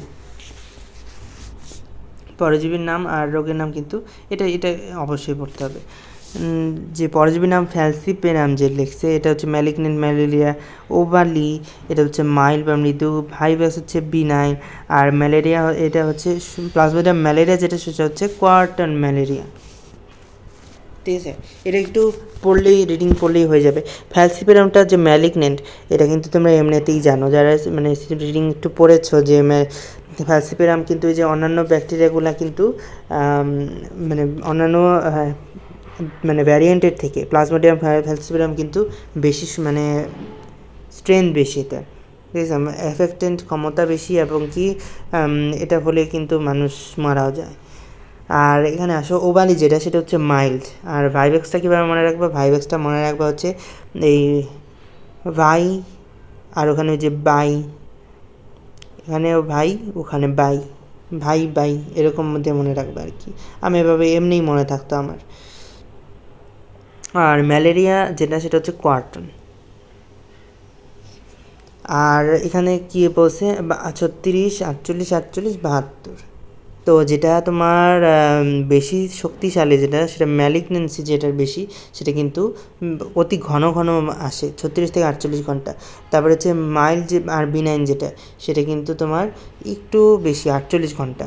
আর যেটা তোমার কোয়াটারনারি ম্যালেরিয়া, এটা প্রায় 72 ঘন্টা পর তোমার জ্বর আসে, ঠিক আছে। সো আক্রমণের ইয়ের উপরে আর কি তোমার সময়টা মানে কম বেশি হচ্ছে। যেটা তোমার বেশি ম্যালিগনেন্ট, সেটা কিন্তু ঘন তোমার জ্বর আসতেছে। আর যেটা তোমার ম্যালিগনেন্ট না, সেটা কিন্তু তোমার একটু দেরি করে জ্বর আসতেছে। আর তারপরে আসো যে 60টি প্রজাতি তো আমরা পড়ে আসলাম। আর মানে যে পরজীবীর ভেক্টর কি বলছে 7টি প্রজাতি হচ্ছে তোমার পরজীবীর ভেক্টর হিসেবে ম্যালেরিয়া রোগ ছড়ায়। কী আছে যে এগুলো একটু রিডিং দেবা। আর ম্যালেরিয়া আবিষ্কারের সংক্ষিপ্ত ইতিহাস, এটা খুবই ইম্পর্টেন্ট এবং খুবই ইন্টারেস্টিং, রিডিং দিবা আগে একবার। আর এটা কী কী জ্বর বলা হয়? অনুপম পর্যায়বৃত্ত জ্বর, রোমান জ্বর, জলা জ্বর, ঠিক আছে, এই কয়েকটা জ্বর নামে অভিহিত করা হয়। দূষিত বায়ু সেবনে ম্যালেরিয়া রোগ সৃষ্টি হয়, এটা হচ্ছে প্রাচীনকালে মানুষের ধারণা ছিল। আর অ্যালফোসে ল্যাবেরান সর্বপ্রথম মানুষের রক্তে হচ্ছে ম্যালেরিয়ার কারণ হিসাবে প্রোটোজোয়াকে সংরক্ষণ করেন। আর সেনাবাহিনীর ডাক্তার রোনাল্ড রস এটা হচ্ছে তুমি ম্যালেরিয়া আবিষ্কার করেন। আর হচ্ছে কীভাবে এক মশকির দেহ থেকে তোমার আরেক দেহে তোমার স্থানান্তরিত হয়, মানব দেহে স্থানান্তরিত হয়, সেটা আবিষ্কার করছে, সে কারণে কিন্তু নোবেল পুরস্কার দেওয়া হয়েছে। আচ্ছা, যাই হোক। আর শর্ট কী করছে, প্রি এরিথ্রোসাইটিক সাইজোগনির বর্ণনা দিচ্ছে। আমরা কিন্তু প্রি এরিথ্রোসাইটিক সাইজোগনি যারা পড়ছো একবারও রিডিং, তারা কিন্তু জানো। তারপরে আসো যে ব্রুস ওয়াট, এটা হচ্ছে ম্যালেরিয়া নির্মূলকরণ পদ্ধতি সম্পর্কে ধারণা দিচ্ছেন। ব্রিগানাম, এটা পড়ার দরকার নেই। স্বভাব বাসস্থান, প্লাজমোডিয়াম এক ধরনের অন্তঃকোষীয় পরজীবী। প্লাজমোডিয়াম এক ধরনের অন্তঃকোষীয় পরজীবী, ঠিক আছে। মানুষ ও বিভিন্ন মেরুদণ্ডী প্রাণীর যকৃৎ কোষ এবং লোহিত রক্তকণিকা এবং অ্যানোফিলিস মশকির পৌষ্টিকনালী ও লালাগ্রন্থিতে এরা বাস করে। আচ্ছা, ঠিক আছে, অ্যানোফিলিস মশকির পৌষ্টিকনালী লালাগ্রন্থিতে বসবাস করে, এটা কিন্তু আমরা সবাই জানি। নেক্সট স্লাইডে আসো। লক্ষণ সমূহের কথা বলছে এখানে। এখান থেকেও কিন্তু আমি যে সময় পরীক্ষা দিয়েছিলাম এখান থেকে কিন্তু একটা এমসিকিউ আসছিল। আর রোগের মাধ্যমিক পর্যায়ে কি হয় এখানে দেখো, রোগের কতগুলো পর্যায় আছে। প্রাথমিক পর্যায়ে, মাধ্যমিক পর্যায়ে, চূড়ান্ত পর্যায়ে। আর মাধ্যমিক পর্যায়ে কি বলছে, 48 ঘন্টা পরপর জ্বর আসে, 2 থেকে 3 দিন পরপর আসে। তারপরে হচ্ছে 3টি অবস্থা লক্ষ্য করা যায়। কী অবস্থা এখান থেকে কিন্তু অবস্থান যে নিচের কোনটি ম্যালেরিয়া জ্বরের ক্ষেত্রে লক্ষ্য করা যায় না, এই 3টা দিবে। শীত অবস্থা দিবে, উত্তাপ অবস্থা দিবে, ঘাম অবস্থা দিবে, তারপরে অন্য একটা অবস্থা দিয়ে দিতে পারে। শীত অবস্থা, উত্তাপ অবস্থা, ঘাম অবস্থা দিবে, আর একটা অন্য অবস্থা দিবে, সেটা হবে আনসার। রোগের চূড়ান্ত পর্যায়ে কি বলছে, রোগের চূড়ান্ত পর্যায়ে খুবই ইম্পর্টেন্ট এটা, যে যকৃৎ এবং প্লীহা অস্বাভাবিকভাবে স্ফীত হয়। আক্রান্ত রোগীর প্লীহা থেকে লাইসোলিসিটিন নামক পদার্থ নিঃসৃত হয়, যা অনেক স্বাভাবিক রক্তকণিকা ধ্বংস করে। তারপরে পরজীবী হিমোলাইসিন নামক অ্যান্টিবডি উৎপন্ন করে, যা লোহিত রক্তকণিকায় ব্যাপকভাবে ধ্বংস সাধন করে। তার মানে হিমোলাইসিন দ্বারা তোমার লোহিত রক্তকণিকা ধ্বংস হইতেছে, আর এটা হচ্ছে স্বাভাবিক রক্তকণিকা ধ্বংস করতেছে, ঠিক আছে, বুঝতে পারছো? এই 3 নাম্বার পয়েন্টের সবগুলা কিন্তু ইম্পর্টেন্ট আছে। আর ম্যালেরিয়া পরজীবী জীবনচক্র, এই কথাটা রিডিং পড়লেই হয়ে যাবে। মানুষ হচ্ছে তোমার মাধ্যমিক পোষক, আর মশকি হচ্ছে নির্দিষ্ট পোষক, ডেফিনেটিভ হোস্ট, আর এটা হচ্ছে ইন্টারমিডিয়েট পোস্ট মানুষ। আর এখান থেকে এটাও পড়তে হবে। এখান থেকে যেমন হচ্ছে যে কেবলমাত্র স্ত্রী ম্যালেরিয়ায় তোমার ম্যালেরিয়া রোগ ছড়ায় কেন, এটা কিন্তু তোমার আলিম স্যারের বইতে আরও অনেক বিস্তৃত দেওয়া আছে। আমি কিন্তু ওটা পোস্ট করব। সো যারা আমার চ্যানেলটা এখনও সাবস্ক্রাইব করো নাই, তারা কিন্তু সাবস্ক্রাইব করে রাখো, সো নোটিফিকেশন চলে যাবে, আমি যখন পোস্ট দেবো তখন দেখে নিতে পারবে। আচ্ছা, তো এখান থেকে এটা একটু রিডিং দিয়ে রাখো, শেষ। আর এখান থেকে জীবনচক্রের ধাপসমূহ একটু রিডিং দিলেও পারো, না দিলেও পারো, কোনো সমস্যা নেই। কিন্তু আসলে একটু তোমাদের নেমনিক দিয়ে একটু মনে রাখার শেখাই, এটা একটু মনে রাখার দরকার তো আছেই। যেমন স্পোরোজয়েড, ক্রিপ্টোজয়েড, সাইজন, প্রি এরিথ্রোসাইটিক সাইজন, কেমনে মনে রাখবা? এটা মনে রাখবা হচ্ছে তোমরা স্পোকি সাকি দিয়ে। আমি এভাবে মনে রাখতাম, তোমরা অন্যভাবে চাইলেও মনে রাখতে পারো, স্পোকি সাকি দিয়ে। স্পোকি সাকি যেমন হচ্ছে স্পো দিয়ে আসতেছে স্পোরোজয়েড, কি দিয়ে আসতেছে ক্রিপ্টোজয়েড, সা দিয়ে আসতেছে সাইজয়েন্ট, আর কি দিয়ে আসতেছে তোমার ক্রিপ্টোজয়েড, ঠিক আছে। স্পোকি সাকি দিয়ে মনে রাখতাম। আর এক্সোএরিথ্রোসাইটিক হচ্ছে তোমার কি দিয়ে মনে রাখতাম, এটা মনে রাখতাম হচ্ছে কিসামেটা, যদিও হচ্ছে তোমার ক্রিপ্টোজয়েড থেকে, তোমার ক্রিপ্টোমেরোজয়েড থেকে সৃষ্টি হয় না, তো কিসামেটা দিয়ে মনে রাখতাম। কিসামেটা কি থেকে আসতেছে ক্রিপ্টোমেরোজয়েড, আর সা থেকে সাইজয়েন্ট, আর মেটা থেকে আসতেছে মেটাক্রিপ্টোমেরোজয়েড, ঠিক আছে। আর এরিথ্রোসাইটিক সাইজোগন, এটা কীভাবে মনে রাখতাম, এটা মনে রাখতাম হচ্ছে এটা এটা আর কি এমনি মনে থাকতো আমার, বুঝছো? এটা আর মনে রাখতাম না, এটা এমনি মনে থাকতো আমার। তো স্পোকিসাকি কিসামেটা এটা দিয়ে মনে রাখতাম। এই যে প্রি এরিথ্রোসাইটিক আর এক্সো এরিথ্রোসাইটিক সাইজোগনি, যেহেতু হচ্ছে দুইটা, একটা প্রি আর একটা এক্সো, সেহেতু আমার গুলায় যেত। আর এটা তো শুধু এরিথ্রোসাইটিক সাইজোগনি, এটা এমনিতেই আমার মনে থাকতো। ট্রোফোজয়েড সিগনেটরিং এটা আর কি এমনিই মনে থাকতো, ওই মানে পিকচার দেখা মনে রাখতাম আর কি। আর মানবদেহের জীবনচক্রের ক্ষেত্রে এগুলো তো রিডিং দিবা, তাহলেই হয়ে যাবে। আর নেক্সট স্লাইডে আসো, এগুলো রিডিংয়ের বিষয়, এগুলো আর কি সৃজনশীলের জন্য ইম্পর্টেন্ট, এগুলো কিন্তু এমসিকিউর জন্য অতটাই ইম্পর্টেন্ট না। কিছু আছে ইম্পর্টেন্ট, দেখাই দিচ্ছি সেগুলা। এখান থেকে আর কি যে তোমার এই যে কী বলছে, এই যে সুচালো দেহ বিশিষ্ট আক্রমণকারী দশা হচ্ছে তোমার স্পোরোজয়েড, যে এটা খুব ইম্পর্টেন্ট। তারপরে স্পোরোজয়েড রক্ত দ্বারা বাহিত হয়ে 30 মিনিটের মধ্যে যকৃতে চলে আসে, এটা খুবই ইম্পর্টেন্ট। তারপরে আছে সাইজন্ট যেটা, এটা হচ্ছে তোমার নিউক্লিয়াস কতগুলো থাকে, 1000 থেকে 1200টা নিউক্লিয়াস থাকে। এই প্রক্রিয়াকে হচ্ছে তোমার বহু নিউক্লিয়াস বিশিষ্ট দশা, সেটাকেই সাইজন্ট বলা হয়। তারপরে আসো যে আর কি পড়বা, যে এখান থেকে তোমার প্রি এরিথ্রোসাইটিক সাইজোগনি সম্পূর্ণ হতে তোমার 4 দিন সময় লাগে, এটুকু পড়লেও হবে, না পড়লেও অসুবিধা নাই। তারপরে হচ্ছে এক্সো এরিথ্রোসাইটিক সাইজোগনির কথা বলা আছে। এক্সো এরিথ্রোসাইটিক সাইজোগনি থেকে তোমরা কি পড়বা, প্রি এরিথ্রোসাইটিক সাইজোগনি, সাইজন, ক্রিপ্টোমেরাজেট, এগুলো আর কি তোমার ধাপগুলো যে আমি স্পোকিসাকি কিসামেটা দিয়ে পড়াইছি, এটা পড়লেই হয়ে যাবে। তারপরে আসো যে আক্রান্ত যকৃৎ কোষের ভাঙনের মধ্যে 2 ভাগে ভাগ করা যে ম্যাক্রোক্রিপ্টোমেরাজেট, ম্যাক্রোক্রিপ্টোমেরাজেট। আচ্ছা, ওগুলো কী বলছে, ওগুলো পড়ার দরকার নেই। এই যে বড় আকৃতির ম্যারোজেটগুলো নতুন যকৃৎ কোষকে আক্রমণ করে বংশবৃদ্ধি ঘটায়। ছোট আকৃতির ম্যারোজেটগুলো কী করে, যকৃৎ কোষে আক্রমণে রক্তস্রোতে চলে যায় এবং সাইকেলটা পুনরাবৃত্তি করে। আচ্ছা, এরিথ্রোসাইটিক সাইজোগনি লোহিত রক্তকণিকায় অজনজনন চক্র। আচ্ছা, এখান থেকে তোমার এত কিছু পড়তে হবে না। এখান থেকে তোমার ম্যালেরিয়া পরজীবীর, এটা খুবই ইম্পর্টেন্ট। 7 থেকে তোমার প্রি প্যাটেন্ট কালের সময়কাল কত, 7 থেকে 8 দিন, এটা খুব ইম্পর্টেন্ট। তারপর স্পোরোজয়েডদের সুপ্ত স্পোরোজয়েডদেরকে কী বলা হয়, হিপনোজয়েড বলা হয়, এটা খুব ইম্পর্টেন্ট। অ্যান্ড স্ট্রোফোজয়েড সিগনেটরিং, এটা মানে ধাপগুলো পড়লেই হয়ে যাবে। তারপরে আসলে সাইজন্ট হচ্ছে তোমার কয়টি নিউক্লিয়াস সৃষ্টি করে, 12 থেকে 24টি অপত্য নিউক্লিয়াস সৃষ্টি করে, একে হচ্ছে সাইজন্ট বলে। আগে কিন্তু আরও বেশি নিউক্লিয়াস ছিল, ঠিক আছে। আর এখানে হচ্ছে ম্যারোজয়েড হচ্ছে তোমার, ম্যারোজয়েড কয়টা সৃষ্টি হয়, 12 থেকে 18টা সৃষ্টি হয় ম্যারোজয়েডে হচ্ছে তোমার দুস্তরে বিন্যস্ত থাকে, এই অবস্থাকে তোমার রোজেট বলা হয়, ঠিক আছে। ম্যারোজয়েডের অবস্থাকে কী বলা হয়, রোজেট বলা হচ্ছে। আর তোমার কি বলছে, এই যে তোমার এখানে আসো, প্রতিটি চক্রে ম্যারোজয়েড প্লাজমায় যুক্ত হওয়ার কারণে আক্রান্তের দেহে কাঁপুনি সহ জ্বর আসে। আক্রান্তের দেহে কাঁপুনি সহ জ্বর কেন আসে, এই যে এই কারণে আসে। মানে তারপরে হচ্ছে সুপ্তাবস্থা কাকে বলা হয়, তোমার ইনকিউবেশন পিরিয়ড কাকে বলা হচ্ছে, এটা পড়লেও হবে। এখান থেকে সবই মানে ইসের জন্য ইম্পর্টেন্ট আর কি, সৃজনশীলের জন্য ইম্পর্টেন্ট। এখান থেকে বেশি কিছু ইম্পর্টেন্ট নাই আর কি, ঠিক আছে। এখান থেকে আর কি যে তোমার পরিণত গ্যামেটোসাইট তৈরি করতে 96 ঘন্টা সময় লাগে, এটুকু পড়লেও হবে। 96 ঘন্টা, কিন্তু 96 ঘন্টা কি, 96 ঘন্টা মানে কিন্তু 4 দিন, এটা কিন্তু মনে রাখতে হবে। তারপর আসলে এটা রিডিং দিলেই হবে। আর গ্যামেটোসাইট 7 দিনের বেশি বাঁচে না, একটু পড়তে হবে। সুপ্তাবস্থাটা খুবই ইম্পর্টেন্ট, সুপ্তাবস্থাটা কিন্তু খুবই ইম্পর্টেন্ট। এখান থেকে সুপ্তাবস্থার ক্ষেত্রে কীভাবে মনে রাখবা, এই যে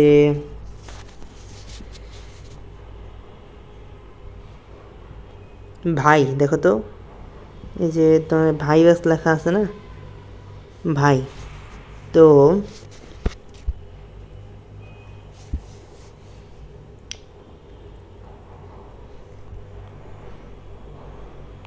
মার, এই যে মা, ম্যালেরিয়া হচ্ছে ম্যালেরিয়ার থেকে আসতেছে মা, ভাই থেকে আসতেছে তোমার ভাই, ব্যাগ থেকে আসতেছে তোমার ভাই।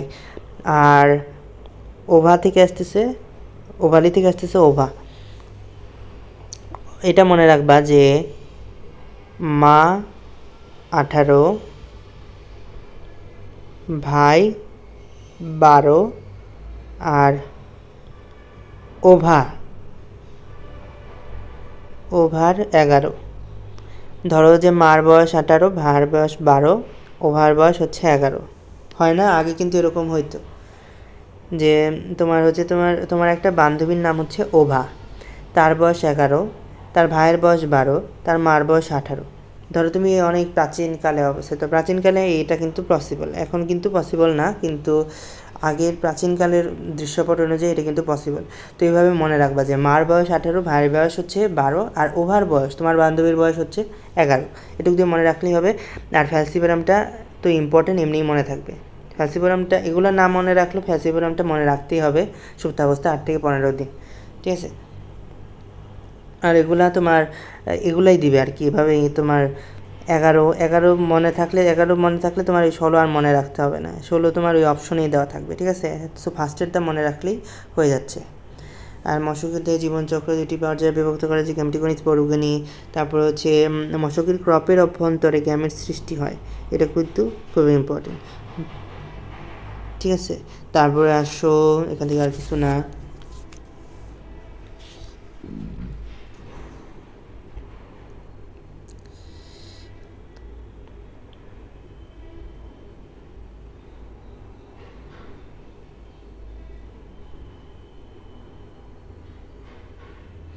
তারপরে হচ্ছে তোমার এখানে কি বলছে,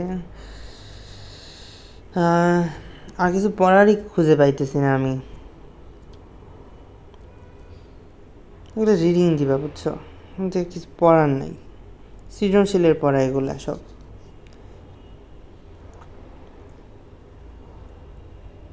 আর এই যেখান থেকে আসো যে গোলাকার ওসিস্ট কয়টা দেখা যায়, 50 থেকে 500টা ওসিস্ট দেখা যায়, এটা কিন্তু খুবই ইম্পর্টেন্ট, ঠিক আছে? এটা দাগায় রাখো, 50 থেকে 500টি ওসিস দেখা যায়, ঠিক আছে? আর হচ্ছে পরিণত ওসিস্টের আকার প্রথম অবস্থা থেকে 4 থেকে 5 গুণ বড় হচ্ছে। আর স্পোরোগেনির ক্ষেত্রে এখানে কী বলছে, মশকের ক্রপের প্রাচীরে দেখা যাচ্ছে, ওটা কিন্তু তোমার যে গ্যামেটোগনি যেটা সেটা কিন্তু ক্রপের অভ্যন্তরে, আর এটা কিন্তু ক্রপের প্রাচীরে, সে দুটো কিন্তু আলাদা। স্পোরোগনি কোথায় হচ্ছে, স্পোরোজয়েটের প্রতি কোথায় হচ্ছে ক্রপের প্রাচীর, আর গ্যামেটোগনি কোথায় হচ্ছে ক্রপের অভ্যন্তরে হচ্ছে, সো এটা কিন্তু আলাদা। আর মশকির তোমার কি বলছে এখানে, স্পোরোজয়েট গঠনে মশকির লালা গ্রন্থিতে প্রায় 3,26,000 স্পোরোজয়েট থাকতে পারে। আর এখান থেকে কী বলছে, 10% তোমার লালারসের সাথে মানবদেহে স্থানান্তরিত ম্যালেরিয়া রোগ সৃষ্টি করে। আচ্ছা, ম্যালেরিয়া জীবনচক্রের যৌনক্রমটা রিডিং দিবা। আর এখানে হচ্ছে তোমার আচ্ছা এখান থেকে কী বলছে, আচ্ছা এখান থেকে দরকার নেই এগুলো। ডিপ্লয়েড দশাটা তোমার সংক্ষিপ্ত, হ্যাপ্লয়েড দশাটা তোমার দীর্ঘ, ঠিক আছে? এখান থেকে এটুকু পড়বা যে এই যে ওকিনেট, জাইগোট আর ওসিস্ট, এই দুটা কিন্তু ডিপ্লয়েড, এটুকু পড়বা, আর বাকিগুলো হ্যাপ্লয়েড। সো যেটা ছোট সেটা মনে রাখার সবসময় চেষ্টা করবা, যেমন এই তিনটা আছে, জাইগোট, ওকিনেট, ওসিস্ট, তার মানে এই তিনটা হচ্ছে ডিপ্লয়েড, আর বাকিগুলা এখান থেকে ক্রিপ্টোজয়েড, ট্রপোজয়েড যে কোনোটা আসলেই সেটা হ্যাপ্লয়েড। জাইগোট, ওকিনেট, ওসিস্ট ডিপ্লয়েড, আর বাকি যে কয়টা আছে সেগুলো সব হ্যাপ্লয়েড, ঠিক আছে? আর এখান থেকে যৌনক্রমের তাৎপর্য দেওয়া আছে, এটা খুবই ইম্পর্টেন্ট, এদের রিডিং পড়লেই হবে, মনে থাকবে আর কি, অত বেশি আর কি সমস্যা হবে না।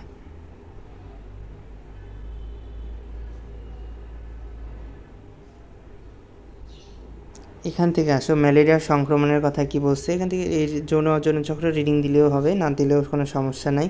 ম্যালেরিয়ার সংক্রমণের কথা কি বলছে, 6টি প্রজাতির মাধ্যমেই বংশবিস্তার করে, কিন্তু এখানে আসো যে গ্যামেটোসাইটগুলো মানুষের রক্তে 7 দিন, কিন্তু প্লাজমোডিয়াম ফ্যালসিপারাম হতে সৃষ্ট গ্যামেটোসাইটগুলো 30 থেকে 60 দিন, এমনকি 120 দিন পর্যন্ত বাঁচে, সেজন্যই তো সেটা হচ্ছে ম্যালিগন্যান্ট, ঠিক আছে? ভাইভেক্স থেকে গ্যামেটোসাইটগুলো 7 দিন বাঁচে, কিন্তু প্লাজমোডিয়াম ফ্যালসিপারাম থেকে কিন্তু 120 দিন পর্যন্ত বাঁচতে পারে, এটুকু করলেই হয়ে যাবে। তারপরে আসো তোমার এই যে ভাইভেক্সের কী কথা বলছে, ভাইভেক্সের 6টি আর ফ্যালসিপারামের হচ্ছে 12টি গ্যামেটোসাইট মশকের দেহে প্রবেশ করে প্রতিটি দংশনে ভাইভেক্সের হচ্ছে 6টি, আর ফ্যালসিপারামের এখানেও বেশি আর কি গ্যামেটোসাইট মশকের দেহে প্রবেশ করে। আচ্ছা, এখানে নিধনের কথা বলছে, মশকি নিধনের প্রতিকার ও নিয়ন্ত্রণের কথা বলছে। এখানে কি পড়বা, এখানে যে মশকি নিমন্ত্রণের কথা যে বলছে, এখান থেকে পড়বা যে চিকিৎসার কথা বলছে, যে ক্লোরোকুইন বা আর্মিটিসিন প্রতিরোধী, যে এগুলো দিয়ে প্রতিরোধ করা হতো, এখন হচ্ছে তোমার প্রতিরোধী হয়ে উঠছে তারপরে এই যে কুইনাইন দিয়ে ম্যালেরিয়া নিরাময়ের মূল ওষুধ হচ্ছে তোমার কুইনাইন, যেটা সেটা হচ্ছে তোমার মূল ওষুধ, ম্যালেরিয়া রোগের মূল ওষুধ। আর সিনকোনা গাছের বাকল দিয়েও তোমার তৈরি হয় হচ্ছে এই কুইনাইন ওষুধ যেটা। আর এখান থেকে এটুকুই, আর হচ্ছে তোমার তো শেষ। কিন্তু এই ম্যালেরিয়ার টিকা থেকে এটাকে একটু রিডিং দিবা আর কি, একটু পড়ি যে প্রথম ম্যালেরিয়ার প্রতিষেধক টিকা যেটা, সেটা হচ্ছে মস্কিউরিক্স বা RTS নামে পরিচিত। এটা একটু পড়ে রাখো, যে প্রথম প্রতিষেধক টিকা তো আর কি, একটু পড়ে রাখো। ক্লিনিক্যাল যাদের মানে ভালো লাগে যে স্যারদের, তারা এটা থেকে প্রশ্ন করে দিতে পারে। তো এখানে আজকে এই পর্যন্তই, আর কিছু পড়ার নাই। সারসংক্ষেপগুলো রিডিং দিতে পারলে দিও, আর এই চ্যাপ্টারটা রিডিং পড়ার পরে তোমরা দিবা, কি বলো ওটাকে, এই চ্যাপ্টারের অনুশীলনী MCQগুলো সলভ করে ফেলবা। তারপর মডেল টেস্ট যা আছে সবগুলো সলভ করে ফেলবা, পড়া বাকি রাখবা না। তো আজকে এই পর্যন্তই। আমার ভিডিওটি ভালো লাগলে অবশ্যই লাইক কমেন্ট শেয়ার করবা, আমার চ্যানেলটাকে অবশ্যই সাবস্ক্রাইব করবা। আর সাবস্ক্রাইব তো অবশ্যই করতে হবে, কারণ আমি যে পোস্টগুলো দিব, পোস্টগুলো তোমরা দেখতে হলে অবশ্যই সাবস্ক্রাইব করতে হবে, নাহলে তো তোমার নোটিফিকেশন যাবে না, তাই না? অবশ্যই সাবস্ক্রাইব করে দিও।